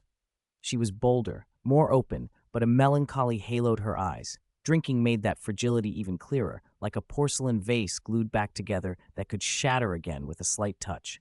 "I'm not drunk yet, Leon. I really envy your Wanda." "You're not a monster, and you don't need to envy her. I'll help you to bed." Leon began to guide her away. "No, let me finish." Her voice rose a little. "I envy her. I envy her very, very much." Wanda's face had gone fully scarlet. Leon realized why she had been drinking so fast. She was trying to build up courage. "She met you when she was only 19. You helped her develop her powers. You took care of her. She had someone to be happy with every day. She could hide under the covers with your photos." Wanda's words tumbled out. "Wait, what did you say she did with my photos?" Leon raised an eyebrow. "She hides under the covers with them." Wanda's hands tightened around his. "Why can't you be from our universe, Leon?" Suddenly, she reached out and hugged him. Leon didn't pull away. He gently patted her back, preparing to use his power to steady her, to bring her down from the edge of tipsiness. At that moment, her lips were warm, soft against his cheek, and then Wanda leaned in and kissed him. Chapter 392, Dreamwalking, Wanda's Initiative. Lion's eyes snapped open. He found himself staring into a pair of swaying, emerald-green eyes. Wanda's lips were warm and slightly moist against his, gentle as a spring breeze, faintly scented, a whisper of alcohol on her breath. The power of the world had already shaken off the worst of her drunkenness. The magic that sustained a world was potent enough for that. Even so, Wanda's pupils were clear and lucid, and she didn't pull away. She hovered there like a kitten close to its master, impulsive and brave, but cautious. When she realized Lion didn't push her away, she grew bolder. A scarlet flush rose on her cheeks, this time not from drink, but from the awkward thrill of a girl's first daring move. Lion swore he hadn't responded on purpose. He hadn't welcomed the slithering little intrusion. He moved fast, ready to push her away. Then Wanda froze and muttered, half to herself, words Lion couldn't quite make out. "Come over?" "No, not yet. Wait." The lights in the apartment flickered. For a moment it felt like a sleeping, malevolent thing had awakened. A sudden gust swept through the room and loose papers skittered off the table. Wanda closed her eyes, her expression twisting with struggle. Lion hesitated, then noticed something settle over her like a shadow from another dimension. When she opened her eyes again, they burned with a crimson glow. Dreamwalking. Lion stepped back, astonished. Dreamwalking was a Darkhold art. It let an incanter slip into the body of an alternate self in a parallel universe. Lion pushed his senses outward with star projection to meet the intruding consciousness within Wanda. The presence inside her was unmistakable, a scarlet witch. Worse, it was the 19-year-old Wanda from his own world. "Wanda, what are you doing? Are you using Darkhold magic?" Lion snapped, stunned and angry. The Wanda in front of him still seemed a little dazed, touching her lips as if trying to reconcile what had just happened. She probably hadn't expected her first intimate contact with Lion to happen under these circumstances. "You're actually doing this to that Wanda? To a Wanda from another world?" Wanda was simultaneously embarrassed and indignant. Lion had been with her parallel self. Why would he choose another Wanda over her? She felt petulant and jealous.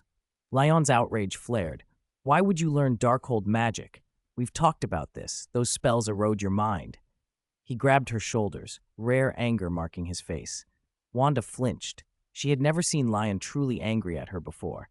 Even their first meeting, when his heat vision flared, he'd been smiling. Panic fluttered through her. I went to find you, she stammered.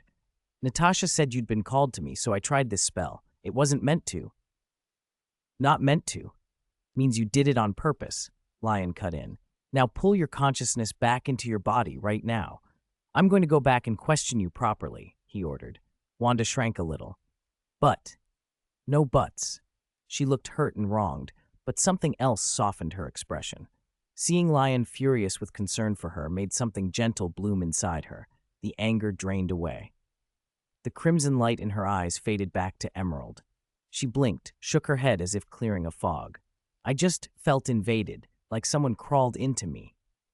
The other Wanda, back in her own parallel apartment, returned to control, blinking and bewildered. Lion exhaled. Are you okay? Fine. Just a weird interlude. Wanda forced a smile, then, with unavoidable awkwardness, pointed to the inner bedroom. She had just experienced possession, and yet a far simpler, more selfish thought was crowding her mind. You should rest. On behalf of the Wanda who took over me, I'm sorry. We'll finish dinner another time. I have to go. Lion, still stern, watched her until she activated her ability to traverse between worlds and left the parallel universe. In the other apartment, the parallel Wanda looked at the cooling dinner and sighed. At least it wasn't a rejection, she murmured, hands on her hips for a moment before she began clearing the plates. Back in Lion's world, as soon as he appeared in Wanda's bedroom, he pressed the point. You promised me you'd never use the Darkhold's magic. I was worried. Wanda stood in a red mini dress and black thigh-high stockings, hands clasped behind her back. Her sulk from 3 days ago was gone. After not seeing Lion for that long, she had decided to surrender. The Wanda in the next universe summoned you, and I thought I could help.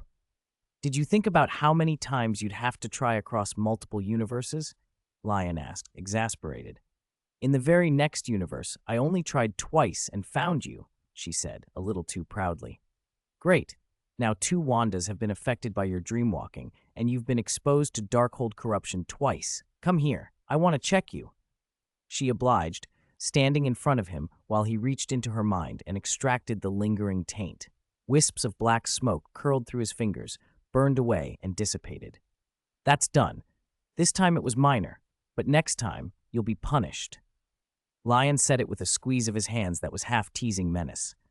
I'll put you over my knee and spank you 100 times. Wanda gasped, clapping a hand to her butt and stepping back. 50? 50 more, he replied. He moved to open the door, leaving amid her half-scared, half-pleased protests when a band of crimson magic stopped him. Wanda, who had been so contrite a moment ago, suddenly wore a look of unexpected assertiveness. Are you just going to walk out like that? She asked. She wanted to ask him why he'd kissed her parallel self and not her, but she didn't. Lion looked at her instead. You still have to explain what happened in the other world. You said they could see your memories. How is that even possible? They experienced my memories too? Wanda froze. She had borrowed techniques and experiences from so many Scarlet Witches over the years that she had lost count. She had assumed she was only taking snippets of their casting, not letting them crawl through the whole of her life. I don't fully understand, Lion admitted, but the Wanda in the other world said she could see almost all of your memories. Wanda's mind went chaotic, thousands of little anxieties hopping like rabbits. Would every Wanda she borrowed from now get a glimpse of Lion? Would they all come for him? Her heart was a tangle, then an impulsive solution bloomed. You, come here, Lion, she said, voice suddenly softer. Lean in. He obeyed. Wanda reached for the hem of her skirt, rose on tiptoe, and kissed him. Her lips were cool at first, then the small kiss restrained fire that had been simmering all night flared into a blaze. Lion answered with a desperation that toppled restraint. He pulled her closer, hands finding the hot, soft plains of thighs encased in black stockings. Ah! Wanda gasped, a deer-like sound. Hands and mouths and magic fell away as the two of them vanished together from the Maximov siblings' apartment. Chapter 393, Jiang Wang's Planning Meeting. Life had finally settled back down for Leon.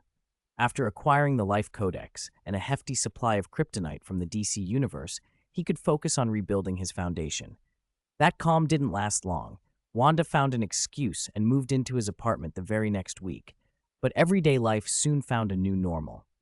To keep both body and mind healthy, Leon rotated training sessions with Diana and Kara every week, and occasionally paid Natasha and her sister overtime. He also tutored Wanda in magic. Under his guidance, Wanda's progress was astonishing. At first, she often collapsed into sleep at the end of lessons. The physical strain was intense, but she absorbed concepts quickly, adapted what she learned to new situations, and even used chaos magic to accelerate her study. Leon kept raising the difficulty. Sometimes they trained in the sky, sometimes in space, sometimes underwater, constantly pushing the boundaries. Wanda's skill curve climbed steeply, but so did her pressure. Then one day she had an idea.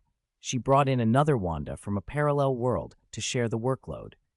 For the first time, Leon experienced the true joy of teaching magic. He could lecture one Wanda and hold the other's hand at the same time. It was an unimaginable teaching experience. Even at Avengers meetings, he felt like pointing at Tony and the others and shouting, "You have no idea how great this is." Today's meeting, however, wasn't at the Avengers base. It was a Camartage planning session in a conference room at the Sorcerer Academy located in the small world. A red and black wool felt lay across an antique round table, and Tony, Leon, and the others sat around it. Zhang Wang stood at the head of the table, projecting his academy proposal on the wall. Tony nudged Banner and whispered, "Hasn't Leon been acting weird lately? He smiles like this at every meeting. He used to hate meetings." Banner glanced over. "Really? Leon seems fine. Tony, I think you're just looking worse every time we meet. Are you okay?" "How could I be okay?" Tony muttered. "I haven't eaten sea cucumber. I haven't had oysters or abalone." Banner rolled his eyes. Wang ignored the two slackers and continued his presentation. "We'll be organized into two major branches, arcane studies and spellcraft, with 6 main departments: combat, arcane theory, spellcraft, alchemy, enchanting, and magical history." Leon chimed in, pointing to the word combat. "Why include a combat department? Aren't we sorcerers and mages first and foremost?" Wang shrugged. "Even arcane sorcerers and bloodline wizards have to fight sometimes. There are moments when a good punch is more straightforward than a spell. The Ancient One preferred close combat in many fights. Combat training is a compulsory course for sorcerers. Besides, isn't our trademark supposed to be a bit of Hulk-style resilience?" Tony raised his hand. "Then let's add a course, Modern Thermal Weapons Usage Guide. We'll train the sorcerers into Navy SEALs." Wang blinked. "Our enemies are demons and dimensional abominations. They don't fear thermal weapons, Tony." "Then enchant the bullets with alchemy," Tony said, spreading his hands. Wang hesitated, then brightened. "That's actually a solid idea. I'll add it." He hurried to revise the proposal, inserting Modern Thermal Weapons Usage Guide under Combat and Enchanted Ballistics Research under Enchanting. When he finished, he looked to Leon nervously, the worry of someone presenting to a deciding authority. "I think it's acceptable," Leon said after a moment. "The proposal is comprehensive. You even planned enrollment procedures. Set the schedule and get ready to open the school." Wang pumped a fist, elated, but then his expression clouded. Opening the school might not be possible just yet. He rubbed his cheek, troubled. "There are too many courses and not enough instructors. We haven't recruited any students either." Leon frowned. "Which courses are short on teachers? We can recruit from outside, as long as we vet their reputations and characters." Wang explained, "We're short in alchemy and divination. Camartage sorcerers emphasize practical combats. 2 areas are relatively weak. Alchemy and divination." Leon thought for a moment. "Wang, scout for talent in those fields across extraordinary circles and invite the best to join. Who's slated to teach alchemy?" Diana, who had been sitting not far from Leon, raised her hand. "I can," she said. "Paradise Island preserves some craft knowledge for divine artifacts left by the fire god, and Camartage has relevant books. I can learn as I teach." Leon looked around the table. Everyone except Tony nodded. Banner would take magical creatures and plants, Mordo would handle close combat and spellcraft, Wang would teach general magical history and basic arcana, and Sorcerer Camille would teach her specialties. "All right," Leon said. Kamar Taj really needs talent right now. Wong, compile a recruitment list as soon as possible, Leon ordered. Wong nodded. What about student recruitment? Jarvis can handle it, Tony said. Big data statistics can solve everything. Tony grinned. Once we find suitable candidates, we can send acceptance letters, like Hogwarts, with Iron Man armor delivering them. Don't joke, Wong said, still thinking of Hogwarts. Armor is not as charming as an owl, and can big data even calculate magical talent? It's about imagination and willpower. It's not something you just quantify. We have to try, Tony insisted. You can't expect talented students to fall out of the sky. Wang folded his arms. I'll follow the Sorcerer Supreme's decision. Leon nodded slowly. In the future, we can refine a magical artifact similar to a book of admittance. For now, let Jarvis use big data to draft a candidate list. Tony added, testing for magical talent is simple. We have virtual consciousness immersion technology from the Starry Sky world. They use virtual worlds like the War God Palace and the virtual universe. After studying it, Tony adapted that tech to armor control, but it works perfectly for recruitment. We can create immersive simulations, games that mimic real casting conditions, and use them to evaluate candidates' affinity and response to magical stimuli. Wang looked relieved. That could work. If we can simulate casting conditions, we can observe reaction, imaginative capacity, and will. Jarvis can filter and rank them. Then we'll interview the top candidates. The room fell into productive discussion. Curriculum details, instructor loads, simulated test scenarios, and where to house students in the small world. The academy proposal, once tentative, began to take on shape under a flurry of notes and practical suggestions. For the first time in a long while, Jiang Wang felt like the plan might actually become a reality, and Leon, watching the group organize, smiled in a way that had nothing to do with meetings and everything to do with students and magic. Chapter 394, Virtual World Helmet. A few days later, Jarvis finished compiling a list of outstanding candidates. The roster ran into the hundreds of thousands. The youngest was 8, the oldest 45. They were all of good character, smart, brave, and capable. Old Wang planned to split the first intake into a junior class and an adult class. With Tony's funding, he had already secured the necessary teaching credentials in Nepal. The junior course would run 6 years. On graduation, students would receive diplomas ranging from elementary to high school, depending on their age. At that point, Kamar Taj would offer them the choice of further study or employment. Employment, in this context, meant being assigned to guard a holy place or being stationed to deal with hell creature incursions. The adult class would be an accelerated program of 4 years, after which students would earn a university diploma and, similarly, be offered employment. Students could also choose to return to ordinary life, but if they did, they would be restricted from using their magical abilities. The key difference between the two tracks was emphasis. The junior course focused on laying a solid foundation, while the adult course concentrated on rapid, practical combat training. Once that first cohort graduated, the academy would stop recruiting adults. Thereafter, each intake would be 12-year-olds, developed from their middle school years. They finally settled on a name, the Supreme Mage Academy. Officially, however, the teaching licenses Old Wang had obtained were registered under Kamar Taj Middle School and Kamar Taj University, which made them sound like a chain of religious schools. The Avengers, though, endorsed Kamar Taj University, and that backing would ensure its diplomas were recognized internationally. With the student list complete, the virtual world helmets, hardware built by Jarvis and Tony, software woven by Leon, were rolled out worldwide. It had been 8 months since Tony declared himself Iron Man. Stark Industries' clean energy systems had already spread across the globe. Cities with populations over 1 million had largely adopted Stark power networks. Global energy prices dropped by half, and new energy devices proliferated like mushrooms after rain. It was a technological revolution, and where revolutions bring better lives, they also tend to stir conflict among vested interests. But the public remembered there was Superman on Earth, someone who could survive a nuclear blast unscathed. That memory kept most disputes at the lowest possible level of escalation. Meanwhile, Stark's influence radiated out during the energy transition, and when the virtual helmet went up for pre-sale, it created a worldwide sensation. Even before official sales began, long lines formed at Stark stores. Media outlets chased every angle. Some called it publicity stunt.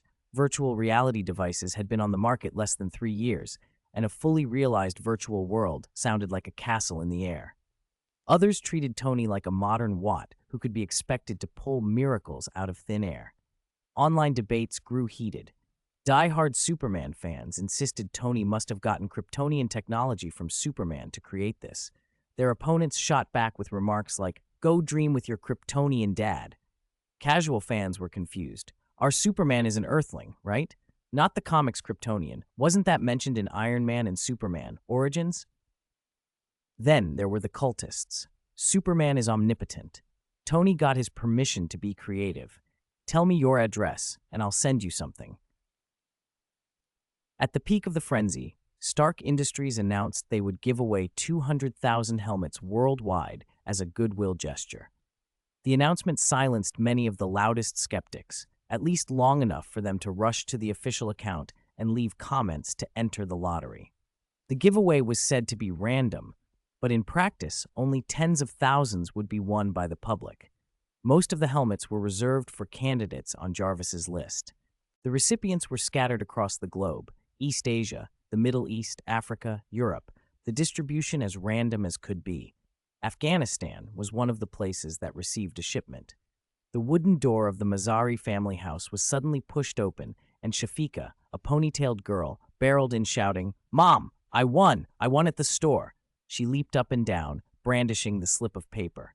Her mother, sewing on the carpet, folded the girl into an exasperated hug and smacked her on the backside. "What did you win, Shafika?" Shafika thrust the paper at her. "Iron Man's new virtual helmet. I won." The mother squinted at the slip, unable to read all the printing. "You're not lying, are you? That thing sells for over $1,000. "I'm not lying. The salesperson said if you play certain games well in the helmet, you might meet Superman." Shafika spun, robe fluttering, as if she could lift the whole house with her excitement. "We can finally thank him. He drove the bad men away when he first came. He never came back. Maybe now."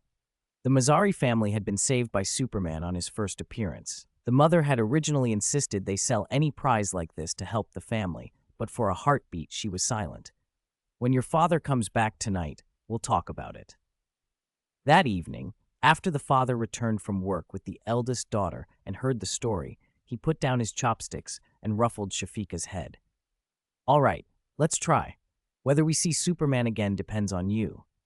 A few days later, Stark's staff delivered the helmet. Shafika slipped it on with trembling hands. Her elderly father peered in, curious, but his daughter didn't answer. Her mother and sister called and called until they started to worry. Just as anxiety rose, Shafika removed the helmet and scratched her head. "I could hear you. It really is a whole world in there, but there's a beginner's tutorial you can't exit until you finish." "What kind of game lets you see Superman?" her father asked. Shafika thought for a moment, then rattled off names. "Kamar Taj, Mage in the Three-Body Problem, Mage soloing Black Myth, Darkseid destroys Earth, I use magic to turn the tide, Dormammu comes, it's fine." Those are 4- and 5-star difficulties. There are easier ones too: Los Santos, Men in Black, Spider-Man. If you beat a 4-star level, you might see Superman, and if you do really well in the 5-star Three-Body Problem, you can definitely see him. That afternoon, the same scene played out in 200,000 homes around the world. Some families sold their helmets for cash, some treated it like another game console, and others scrambled to buy additional helmets on the market at inflated prices. Reporters interviewed those who had tried the device. Voices ran together in excited, disjointed accounts of the virtual world's beauty. Some of the lucky ones who hoped to meet Superman complained publicly. "The three-body mission makes no sense," one said. "Black Myth is too hard," another griped. "I got killed by Batman the moment I entered the Darkseid scenario." The louder those complaints grew, the louder the public called on Stark Industries to open sales early. The company had set a revolution in motion, and the rest of the world was watching, impatient and enthralled. Chapter 395, Divination.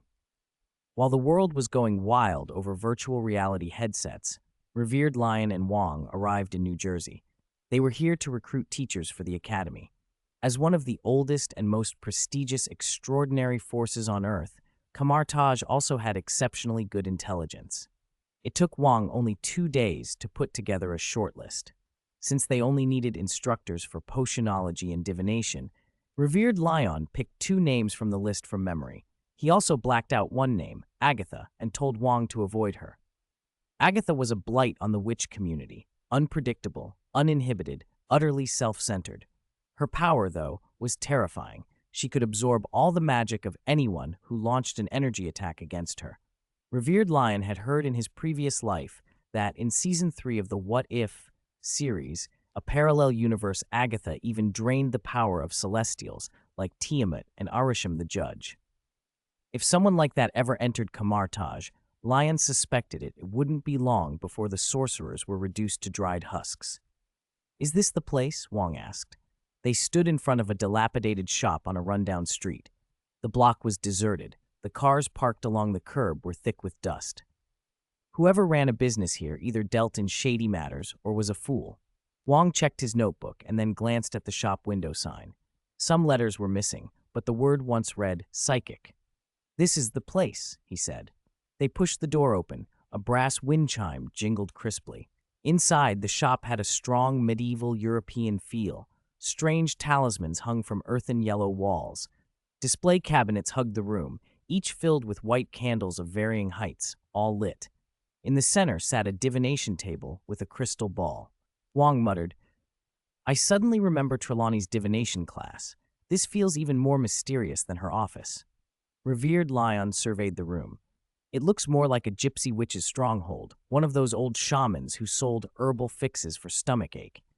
"Heh, I used to sell potions," a thin voice said from the back, then continued, "but that service is no longer available." A graceful old woman lifted the inner curtain and came out. Her hair was pinned into a coil at the nape of her neck, 2 white curls framing either side of her face. Her features were deep and inscrutable. Wang, reacting to Lion's remark, thought, "She does look a bit like a shaman." Lion gave him a look. "Say the lines, Wang," he prompted. "Oh, right." Wang flipped open his notebook and scanned it. Then, somewhat awkwardly, he asked, "Excuse me, are you Lilia Calderu?" The woman, who had been leaning against the doorframe, looking bored, straightened. She fixed them with a steady gaze. One hand slipped beneath her silk shawl as if she might hide a talisman or a knife.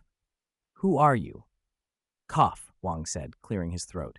"Madame Calderu, I am Wang, the librarian of Kamartaj, and this is our sorcerer supreme."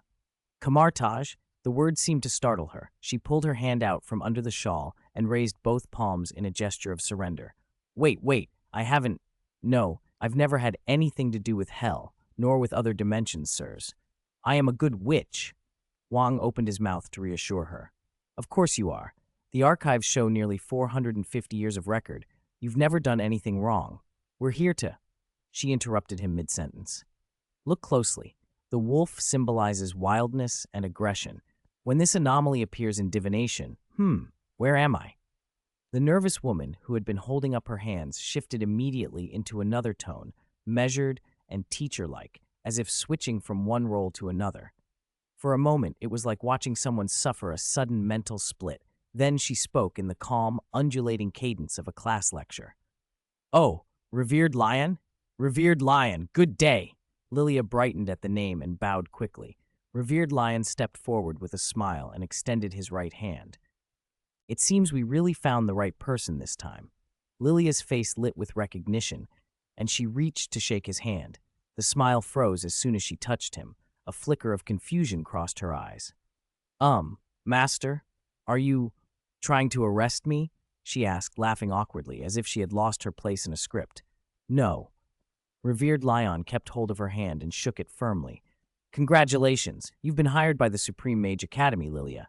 10 minutes later, after formalities and a portal, Wang and Revered Leon were in another part of New Jersey. The state was full of witch lore. Centuries-old stories of witches fleeing Europe to escape church persecution and taking refuge in American towns. Unlike the sorcerers of Kamartaj, whose lives usually spanned less than 100 years, witches often lived on from antiquity through the Middle Ages and into the modern era. That longevity gave them an edge in branches of magic that relied on long accumulation of knowledge and experience. Wong, Lyon said as they walked, that woman just now looked like she had multiple personalities. Why did you hire her? Wong followed, puzzled. Can she really teach divination? Won't she frighten the students, 8 or 9-year-olds? Revered Lyon wagged a finger. You misunderstand. Lilia isn't multiple personalities. Her divination talent is nearly unrivaled on Earth. That extraordinary? Think of it this way. Her consciousness can travel freely along the timeline of her life. What looks like different personalities are actually her past or future selves visiting the present. Just now, when she said my name, that was her future self reaching back to her current body. At that point in time, she was teaching a divination class. Wong's eyes widened. She's that strong? Incredible. Witches may be inferior to Kamartaj in combat power, but not necessarily in other areas, Revered Lion said. Wong nodded. So the other witch on the list, she might be exceptionally talented too? Chapter 396. Chapter 2. Witches entering the academy. Jennifer Kyle's talent wasn't as ostentatious as Lilia's. Still, she shouldn't be underestimated. Her skill in alchemy was formidable. Leon's impressions of the two witches came from the comics he'd read. When he transmigrated, Witch Agatha hadn't been released yet. He only knew that these two witches would appear in the series. In the comics, Lilia was a 450-year-old gypsy witch, even called the Witch Queen of the Gypsies. Born in 1576, a witch by blood, she'd been exiled and persecuted repeatedly for predicting too many tragedies. Even so, the comic version of Lilia never displayed the sort of timeline-hopping consciousness Leon had just witnessed. If he hadn't understood time as well as he did, he might have thought she was delirious. With Lilia as precedent, Leon found himself intrigued to meet Jennifer. A few minutes later, Leon and Wong were standing outside a cosmetics shop in the U.S. The scene looked ordinary enough, and Leon couldn't help doubting his expectations.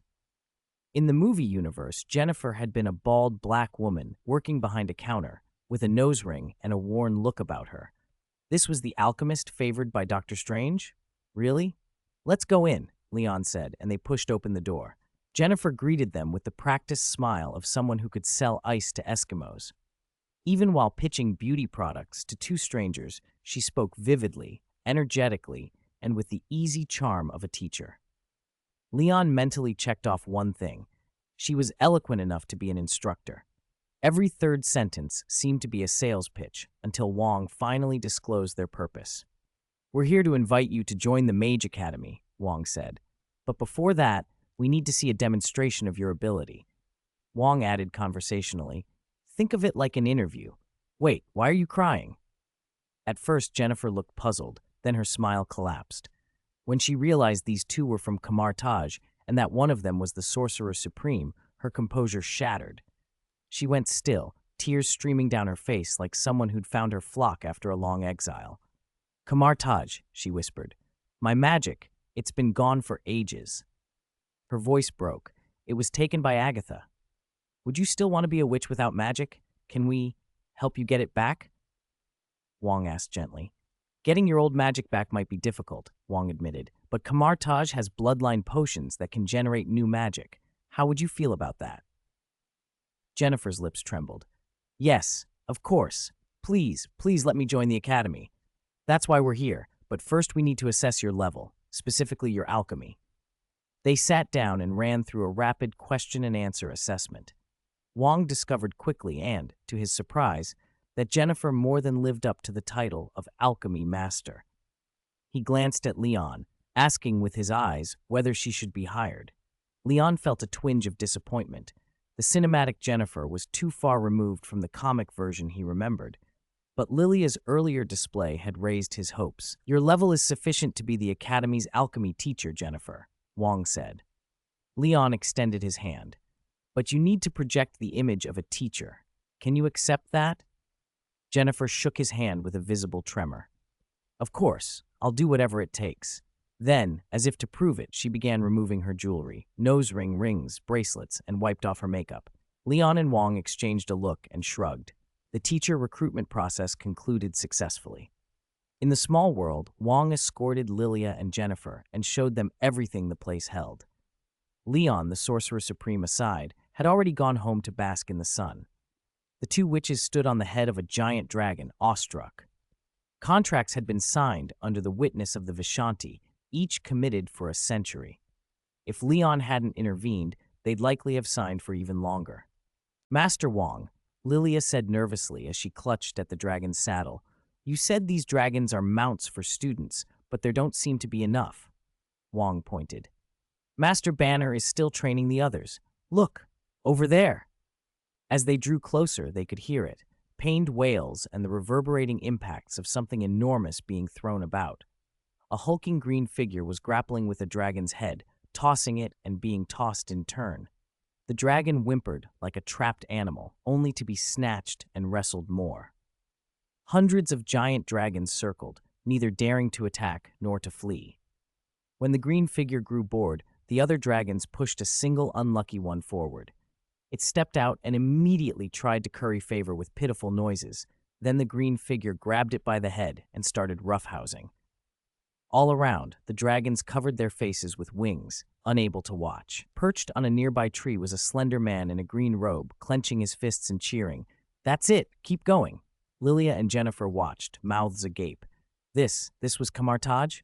No wonder they defended Earth for so long. There were so many talented people here. Lilia, who had lived through centuries, thought she'd seen everything. She had never seen anything like this. "Master Banner really is something," she said. "Are all the mages like this?" "Of course not," Wong began, but was interrupted by a thunderous shout. Far off, Diana leapt into the sky, a hammer of Uru metal hanging in hand. She descended and brought that immense hammer down on a slab of metal being forged. The impact sent dust and debris flying in concentric waves. The reverberation felt like a blow to the chest, almost nauseating in its force. "Who is that?" Jennifer asked, wide-eyed. "That's the Academy's alchemy teacher," Wong said with a smile. "She's forging. It's perfectly normal." Jennifer and Lilia exchanged stunned looks. Forging like that. Clearly she was crafting something of enormous power. Lilia murmured to herself, "So this is what they mean by well-earned reputation." Wong continued, "Banner and Miss Prince will both be your colleagues. I'm sure you'll get along." The two witches nodded emphatically. "We'll get along," they said in unison. "Up ahead is the floating island where the Academy is. Prepare to land." Wong guided the dragon down. Besides dragons and thunderbirds, students can also travel by broom. By broom blinked. "Is that a problem?" "No problem at all," Wong said. "Why would it be?" Jennifer waved her hands. In the old witching world, broom flight had come to be seen as an outdated stereotypical image, a remnant of feudal prejudice. Very few witches bothered with brooms anymore. And yet here, where magic was practiced in its truest form, flying on a broom was simply another reasonable use of magic. The thought warmed her. She found herself missing the broom she hadn't ridden in over 100 years. Chapter 397. Do you know how I spent these 3 days? A giant dragon settled onto the wide platform. Old Wong climbed down from its back, flanked by the two witches, and ruffled the dragon's snout. "Go on, go play with Hulk," he told it. At the name Hulk, the dragon visibly shivered and nudged Wong pleadingly, clearly begging to be allowed to stay. The other two dragons gave low, puppy-like whimpers. There were probably no dragons in the world more aggrieved or more humble than those at Kamartaj. Old Wong stroked the lead dragon's nose. "All right, you can stay, but don't go running off." The three dragons bobbed their heads in unison like a row of sewing machines. Wong waved the witches forward. "Follow me. I'll show you around the academy." They trailed after him, deferential and eager. Wong didn't mean to boss them around, but anyone who'd seen the sights along the way would probably have the same reaction. After touring the grounds and assigning them rooms and offices, Wong led the witches toward the conference room. "Next, I'll introduce you to the rest of your colleagues," he said as they walked. Most of the students trained here eventually joined Kamartaj, so joining the academy is basically joining Kamartaj, at least halfway. There are some things you need to know. Kamartaj's duty is to resist incursions from other dimensions. That's public knowledge. But the modern Kamartaj is a little different. We have 3 allies. The Avengers handle supernatural disputes within Earth. The Men in Black handle extraterrestrial matters. And then there's Asgard, the Norse gods. They haven't visited Earth for centuries, but not long ago we beat them in a challenge and formed an alliance. Asgard's second prince, Loki, is on Earth now. You probably saw him in the forest, the one in the green cloak. Odin sealed his divine power, but you should still be respectful if you see him. The witches listened, wide-eyed. Kamartaj dealt with beings far above ordinary witches' pay grade, dimensional entities, lesser summoned fiends. Those were one thing, but Norse gods were legends. An alliance between them and Kamartaj was hard to imagine. "We're at the conference room," Wang announced. "Don't be nervous. These are the Academy's senior teachers. They're good people." He barked the opening command at the wooden door. "Recruit students quickly." A painted portrait of Pythagoras, a former sorcerer supreme, hung on the door. Wang had commissioned it with Lion's help. 2 days ago, they'd borrowed wisps of soul from the past sorcerer supremes via Vishanti, and now the portraits lined the walls of the academy. The portrait of Pythagoras, half dozing, flicked his painted eyes at Wang and said slowly, "Incorrect." "What's incorrect?" Wang blinked. "The password is incorrect." "How could that be? Did they change the opening phrase? Said I'm in charge here. You have to let me in," Wang argued. "Lion did say that." "Fine, you can go in. Remember the new password. All-nighter tonight," Pythagoras said, and the door swung open. Hearing that new password, Wang's stomach dropped. Inside, 5 figures slumped around the round table of the spacious conference room. Wooden chairs had been tossed aside in favor of ergonomic recliners. Each of the 5 wore a virtual reality headset and appeared completely absorbed in another world. Wang could hardly breathe. He walked up and rapped the table with his knuckles to snap them out of it. "Gentlemen, gentlemen, hey!" His voice climbed until it was nearly a shout. Still, nobody removed a headset or surfaced from the game. Wang forced a strained smile at the 2 witches. "See? I told you these colleagues are very easy to get along with." Jennifer chuckled and nodded. "Maybe the sorcerers were up all night getting the school ready. That's why they're out cold." "Out cold," Wang snorted. "They're not out cold, they're just gone." He started to roll up his sleeves to yank the headsets off personally when, with dramatic timing, all 5 tore their helmets off and howled like someone who'd just lost a limb in game. Their cries were half despair, half agony. Tony flung his helmet onto the table and clutched his hair, pale with dark circles around his eyes. "Holy crap, this 3-body problem is unbeatable." He slammed the table and glared at Mordo beside him. "The Trisolarans aren't even the final boss?" What was Lion thinking? He said it was adapted from the original novel. Was the book like this too? Mordo looked as if he'd been punched. "We used the Dark Forest Law to contain the Trisolarans, then infiltrated their fleet using the mystic portals, and the solar system turned into a painting. Is the game glitched?" Betty shook her head. "No, a stronger enemy shows up. They used a dimensional reduction strike on the solar system." Grandmaster Hamir peered over. "What's a dimensional reduction strike?" Tony rubbed his forehead, half exasperated, half amused. "Of course you sorcerers don't know your physics. It means a more advanced civilization used a weapon to change the rules and compress the solar system from 3 dimensions down to 2. Tony frowned.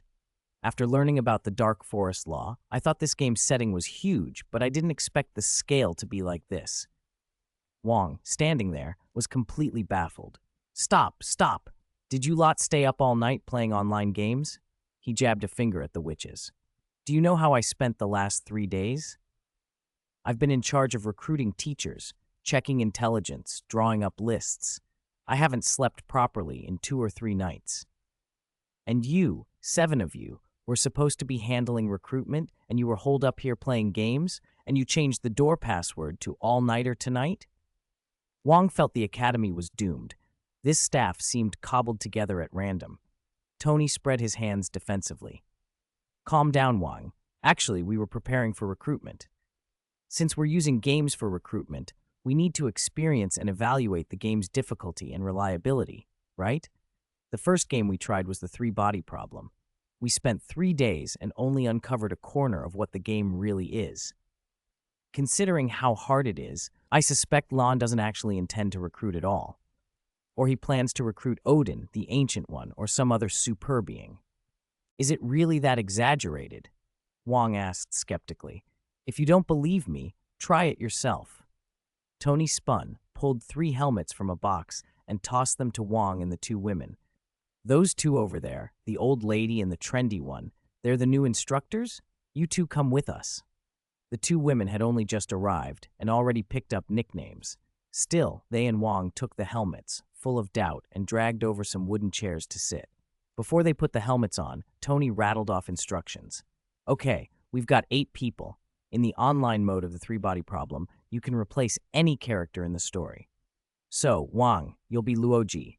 Old lady, you'll be Ye Wenji. Oh, and you speak Chinese, right? Tony's obsession was only a small slice of the craze sweeping the world. When Stark Industries released the virtual world helmets, the response was instantaneous. People discovered the virtual reality in the ads actually simulated reality, at least from a human sensory perspective. Once players donned the helmets and finished the novice tutorial, they first arrived in a private room that convinced everyone it was reality at a glance. The tactile, visual, olfactory, auditory, and even gustatory sensations were astonishingly real. The adult version even replicated sexual sensations. After leaving the private room, players were teleported to a sprawling cyberpunk city, populated by intelligent programs selling drinks, food, and services. The food tasted indistinguishable from the real thing, though it had to be bought with in-game currency. Game coins in that city were earned either by clearing games bundled with the helmet or by working for the AIs, Jarvis, that staffed the city. Within an hour of the helmet's release, the internet was flooded with demands for top-up channels. Lion, however, had only intended the helmets for recruitment and wasn't about to open pay-to-win features for everyone. Tony, who didn't care about money, had Jarvis patch his account to give him unlimited coins, and then plunged straight into the 3-body problem. As more players entered to earn coins, the 3-body problem, previously dismissed as inscrutable, began to reveal its pull. Lion had edited the scenes of dimensional collapse and spatial reduction according to his understanding of spatial rules. They felt uncannily close to plausible reality. Anyone who made it through the right sections was likely to be shaken. Beyond the coin rush, many players entered simply to see Superman. Lion promised that the first 200,000 recipients of the gifted helmets could see Superman if they cleared a 4-star game. The bosses of 4-star games were father-level powerhouses, names like Dormammu and Darkseid. If a player could clear a 4-star using the game's magic system, Lion planned to meet them in person. The game did provide a magic system, but its upper limit only matched an ordinary Kamartaj mage. Magic still had to be cultivated by the player. Lacking innate magic power and a way to attune to dimensional energy were the only real constraints. Lion's recruitment standard was straightforward. The team would look for people who could learn mystic art of portals, Vishanti protection spells, and other listed magics within a week. But Tony and his friends were so hooked that the recruitment task fell largely to Jarvis alone. Afghanistan, Mazari's family home. After dinner, Shafika Mazari flopped onto the bed and put on her virtual world helmet. For 3 days, apart from helping her mother with chores, she'd spent almost every waking hour inside the virtual world. She was determined to see Superman and had set herself the goal of clearing a 4-star game. She'd abandoned the 3-body problem because she couldn't make sense of it, and Dormammu and Darkseid were too difficult. In the end, she chose Black Myth. In that game, she was a little roadside girl who learned magic while helping a monkey named Tianming Ren collect 6 staffs. The monkey had been killed by a white-haired wolf called Ling Shuzi over 30 times, and she'd restarted the level more than 30 times. Today, though, she felt she might finally master the mystic art of portals and help Tianming Ren beat Ling Shuzi. Shafika steadied herself and began again from the start, guiding the monkey through the stages until they reached Ling Shuzi's lair.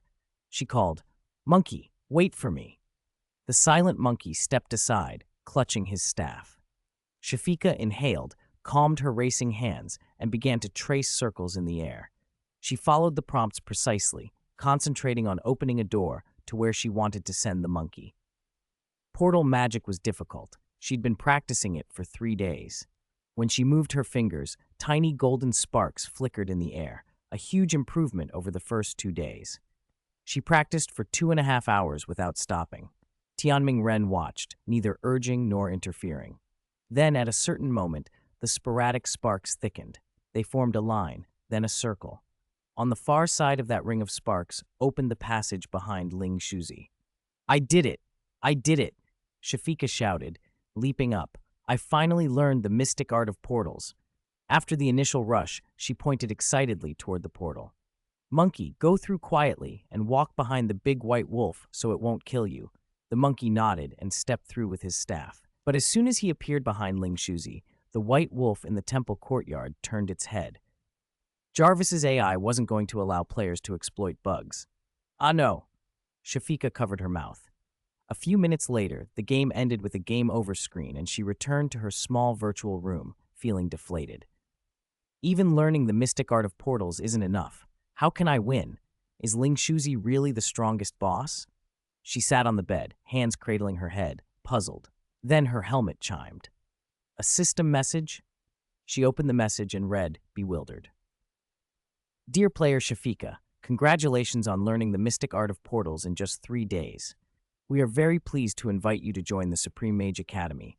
We believe your talent will shine at the Academy and lead you to a more fantastic life. If you agree to enroll, please click Confirm on the system interface. On the day of the opening ceremony, March 7th, you will be transported to the school by nightmares. By the way, you can also see Superman at the school. The Supreme Mage Academy's curriculum includes, we look forward to your decision. Signed Jarvis, Secretary to the Dean of the Supreme Mage Academy." Shafika finished reading, her small mouth opening in astonishment. A magic school? In the game? Or in real life? No way. Chapter 399, Nightmares Are Here. Young Master Leon, someone has learned the mystic art of portals and meets our enrollment standards. So soon? Who is it? An 8-year-old girl from Afghanistan, Shafika Mazari. You should remember her. Leon was still a little surprised when Jarvis reminded him. Someone had actually learned the mystic art of portals in 3 days, guided only by the system's AI. That wasn't a small talent. It was impressive. Even Doctor Strange took 3 days to learn the mystic art of portals. Of course, the two situations weren't directly comparable. When Stephen Strange learned magic, his whole worldview collapsed and had to be rebuilt. He doubted himself and his beliefs. In the game, players only had to accept magic as a setting element and practice. Adults didn't have the pure, untarnished hearts of children. Their minds had been hardened by reality into a copper and iron wall that wind couldn't penetrate and light couldn't shine through. Teenagers, on the other hand, still daydreamed about men in black arriving in a helicopter to whisk them away and tell them they were the savior. When they found a game with magic that rewarded hard practice, they could grind until they mastered the spells. Adults, however, rarely followed the system's prompts with the same wholehearted naivete, concentrating, picturing the destination of a portal. Those felt to many like deliberate mystification. Stephen Strange had been on Jarvis's pre-enrollment list too, but he never seriously considered clearing the 4 or 5-star difficulty levels. After glancing at the tedious and, to his mind, foolish magic instructions, he'd promptly exited the game in disdain. Instead, he'd been seduced by the indulgent life in Los Santos, drinking, roaming, and enjoying the vices of Cyber City. Leon said to Jarvis, "Keep an eye on the other prospects. By the way, is Strange still doing robberies in Los Santos?" "No, young master. He's currently street racing in Sherlock Holmes." "All right," Leon replied. "He'll come knocking when he wrecks a car in 2016. Half a month passed in a blink. Tony and the others still hadn't cleared the 3-body problem, but Jarvis had finished the freshman admissions work. A total of 486 prospective students received invitations.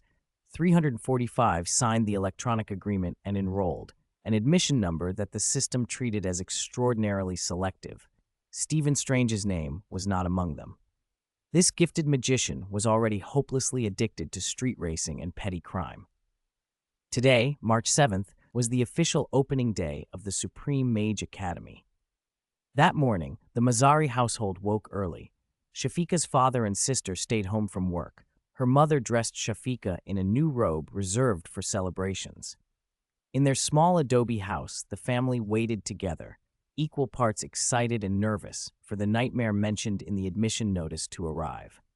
When Shafika confirmed her enrollment in the game half a month earlier, a red-sealed envelope had inexplicably appeared in their home, a physical admission letter from the Supreme Mage Academy.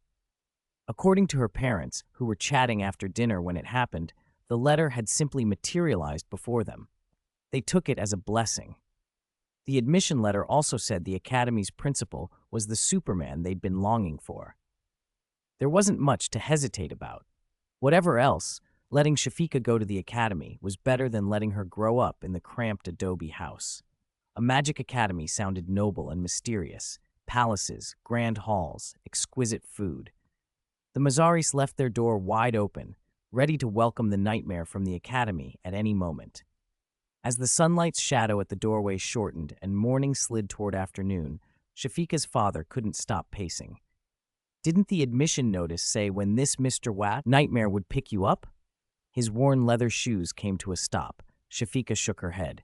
No, it just said today, Dad. You saw it too. He rubbed his forehead. I'm only worried we missed something.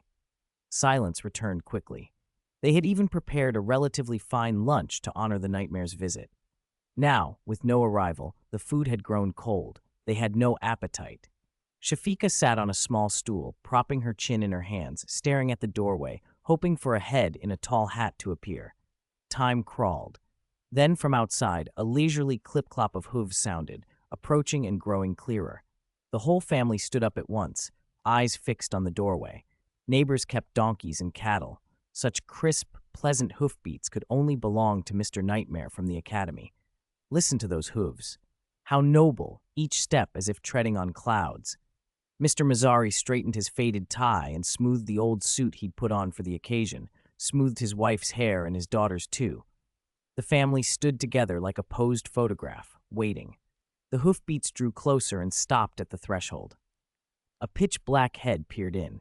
It looked horse-like and dragon-like at once, skeletal, without flesh, its eyes a grayish-white like cataracts. The family flinched. If they hadn't been prepared, they might have thought death itself had come.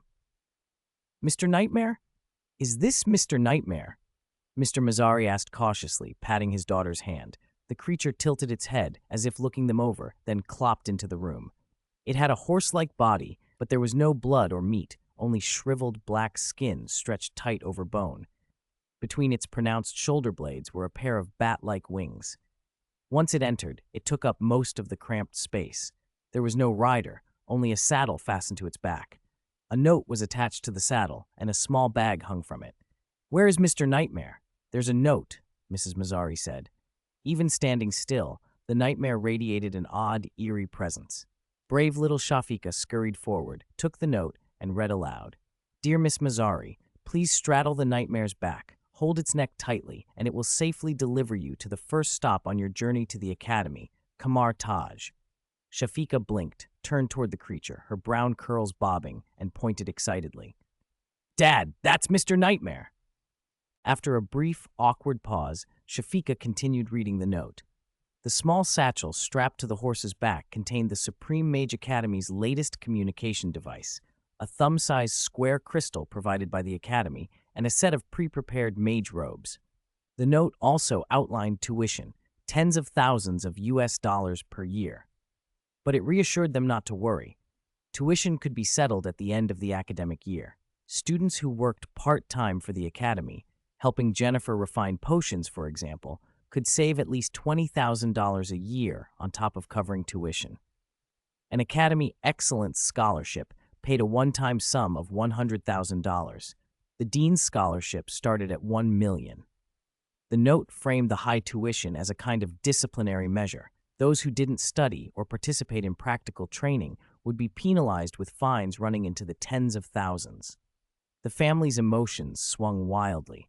The idea of tens of thousands in tuition was overwhelming, but the generous benefits for students immediately after left them stunned in a different way. Mr. Mazzari was still dazed as he lifted Shafika, now dressed in her mage robes, onto the nightmare's back. They had no reason to doubt the note. The transparent crystal communicator alone, the item from the little bag, sold for tens of thousands on the market. Father, I'll study hard, Shafika said to comfort him. When I come home for the holidays, I'll get our family a big house." Mr. Mazzari looked at his daughter with a thicket of emotions in his chest. Their family's future felt like it had shifted overnight. They stood at the doorway to say goodbye. The nightmares exhaled a warm breath from its nostrils and waited patiently. Mr. and Mrs. Mazzari kissed her forehead and told her to call often. Her older sister clung to Shafika's arm, envious and eager to hear everything about the Mage Academy when she returned. Finally, Shafika said a soft farewell. The nightmare spread its wings and lifted into the sky. The ground receded. Shafika watched through tears, waving. Their little adobe house grew smaller and smaller, and the world ahead seemed to grow larger and larger. Her parents and sister became tiny black dots, then blurred into memory. The image of the Supreme Mage Academy somehow grew clearer in her heart. After they had flown for a while, the thumb-sized crystal in Shafika's hand beeped and projected an incoming call screen. She answered. A gentle, kindly middle-aged voice came through. "Hello, Miss Mazzari. I am Jarvis, the Academy Principal's secretary. Please confirm one last time whether you wish to join the Supreme Mage Academy and accept all the terms in the admission notice." Shafika and her father had already reviewed the agreement. It contained a single notable clause about post-graduation arrangements. Graduates who refused to comply with the Academy's assigned work would have their use of magic restricted. If a graduate used magic to cause harm or destruction in the mundane world, the Academy reserved unlimited rights to pursue accountability. The note even gave an extreme example.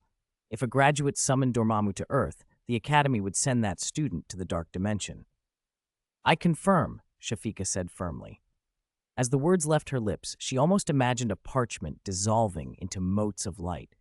3 indescribable presences seemed to turn their gaze on her. It was only later, when she learned more about magic, that Shafika realized she had signed the agreement under the witness of the Vishanti. "All right, congratulations on officially joining the Supreme Mage Academy. I wish you a pleasant time here, Miss Mazzari." The voice gave its blessing, and the call ended. Shafika hugged the nightmare's neck and wondered briefly where Kamartaj was. Golden sparks suddenly flickered in front of the nightmares and swelled into a circular, mystic art of portals. Beyond the portal stood a cluster of temple-style buildings with Eastern-style eaves. Their old bricks and tiles whispered of a long history. The nightmares lowered its head and charged through the portal. "This is the mystic art of portals. It really works in the real world," Shafika breathed. She realized then that much of the magic she'd only seen in the game came from the Academy. No wonder she'd received an admission invitation the moment she learned the mystic art of portals. Her mind raced. If she became powerful enough, could she help Tianming Ren in Black Myth recover his 6 roots? She and Tianming Ren had been stuck at the first root, held off by a huge black bear for a week. She'd picked up a new spell, Cetarak's Crimson Bands, along the way. The nightmares flew over temple rooftops and finally landed on a wide training ground. Hundreds of nightmares stood to one side, motionless like silent, dark sentinels. On the other side were the new students, all in academy robes. The age range was staggering. The youngest looked not 10 years old, while the oldest had crow's feet like a grandmother. After Shafika slid from the nightmare's back, the mount went quietly to join its own. She felt suddenly exposed. Aside from the nightmares, everyone was a stranger. She was only 8, surrounded by unfamiliar faces, blue, green, black, brown, and even violet eyes, hair colors she had only read about in books. Panic fluttered in her chest. She would have to introduce herself to people from all over the world. "Hi, you're a new student too, right? You look like you're from the Middle East," a cheerful voice said as a hand patted Shafika's shoulder. She turned to see a blonde, blue-eyed girl smiling at her and extending her hand. "I'm Sherry Birkin. I'm in the junior class. If you ever have questions or need help, come find me." Sherry thumped her chest proudly. "Everyone calls me the kingpin of the school, but really, I'm the Supergirl of the school. I don't understand." Shafika stammered, suddenly realizing her English wasn't strong, and that would be a problem if lessons were in English. "Oh, this is easy. Use the device the Academy gave you." Sherry tapped Shafika's communication crystal and brought up the translation function on its projection screen. She reintroduced herself, and the crystal translated her words into Pashto, preserving her original tone. Shafika's eyes widened. "How amazing!" she exclaimed. "I'm Shafika Mazari. But who's Kingpin?" "Kingpin's a really, really bad guy," Sherry whispered conspiratorially. "So, are you very bad?" "Of course not," Shafika said, indignant. "That's why I should be the Supergirl." Sherry's sunny confidence made Shafika feel better. "Do you know what we do now?" Shafika asked. "We're waiting for the vice principal to lead us into the school," Sherry explained. "By the way, you're the last to arrive." "Last?" Shafika repeated. "There are 345 students enrolled this term, and you're number 345. Everyone arrived not long ago." "See that chubby, kind of fierce-looking person over there? That's the vice principal." Sherry winked. "Once everyone is here, he'll bring us in for the opening ceremony." Shafika nodded, impressed. "You know so much." Sherry grinned slyly. "I have someone behind me." Shafika craned her neck. Suddenly, the fierce, chubby vice principal, Master Wang, who had seemed far away a moment before, now stood directly behind Sherry, hands clasped behind his back, looking down at them. A question mark hung over Sherry's face, then Master Wang pointed at her with mock sternness. "Naughty again," he said, and then, throwing his voice with a spell, called out, "Everyone, come to me now and follow me."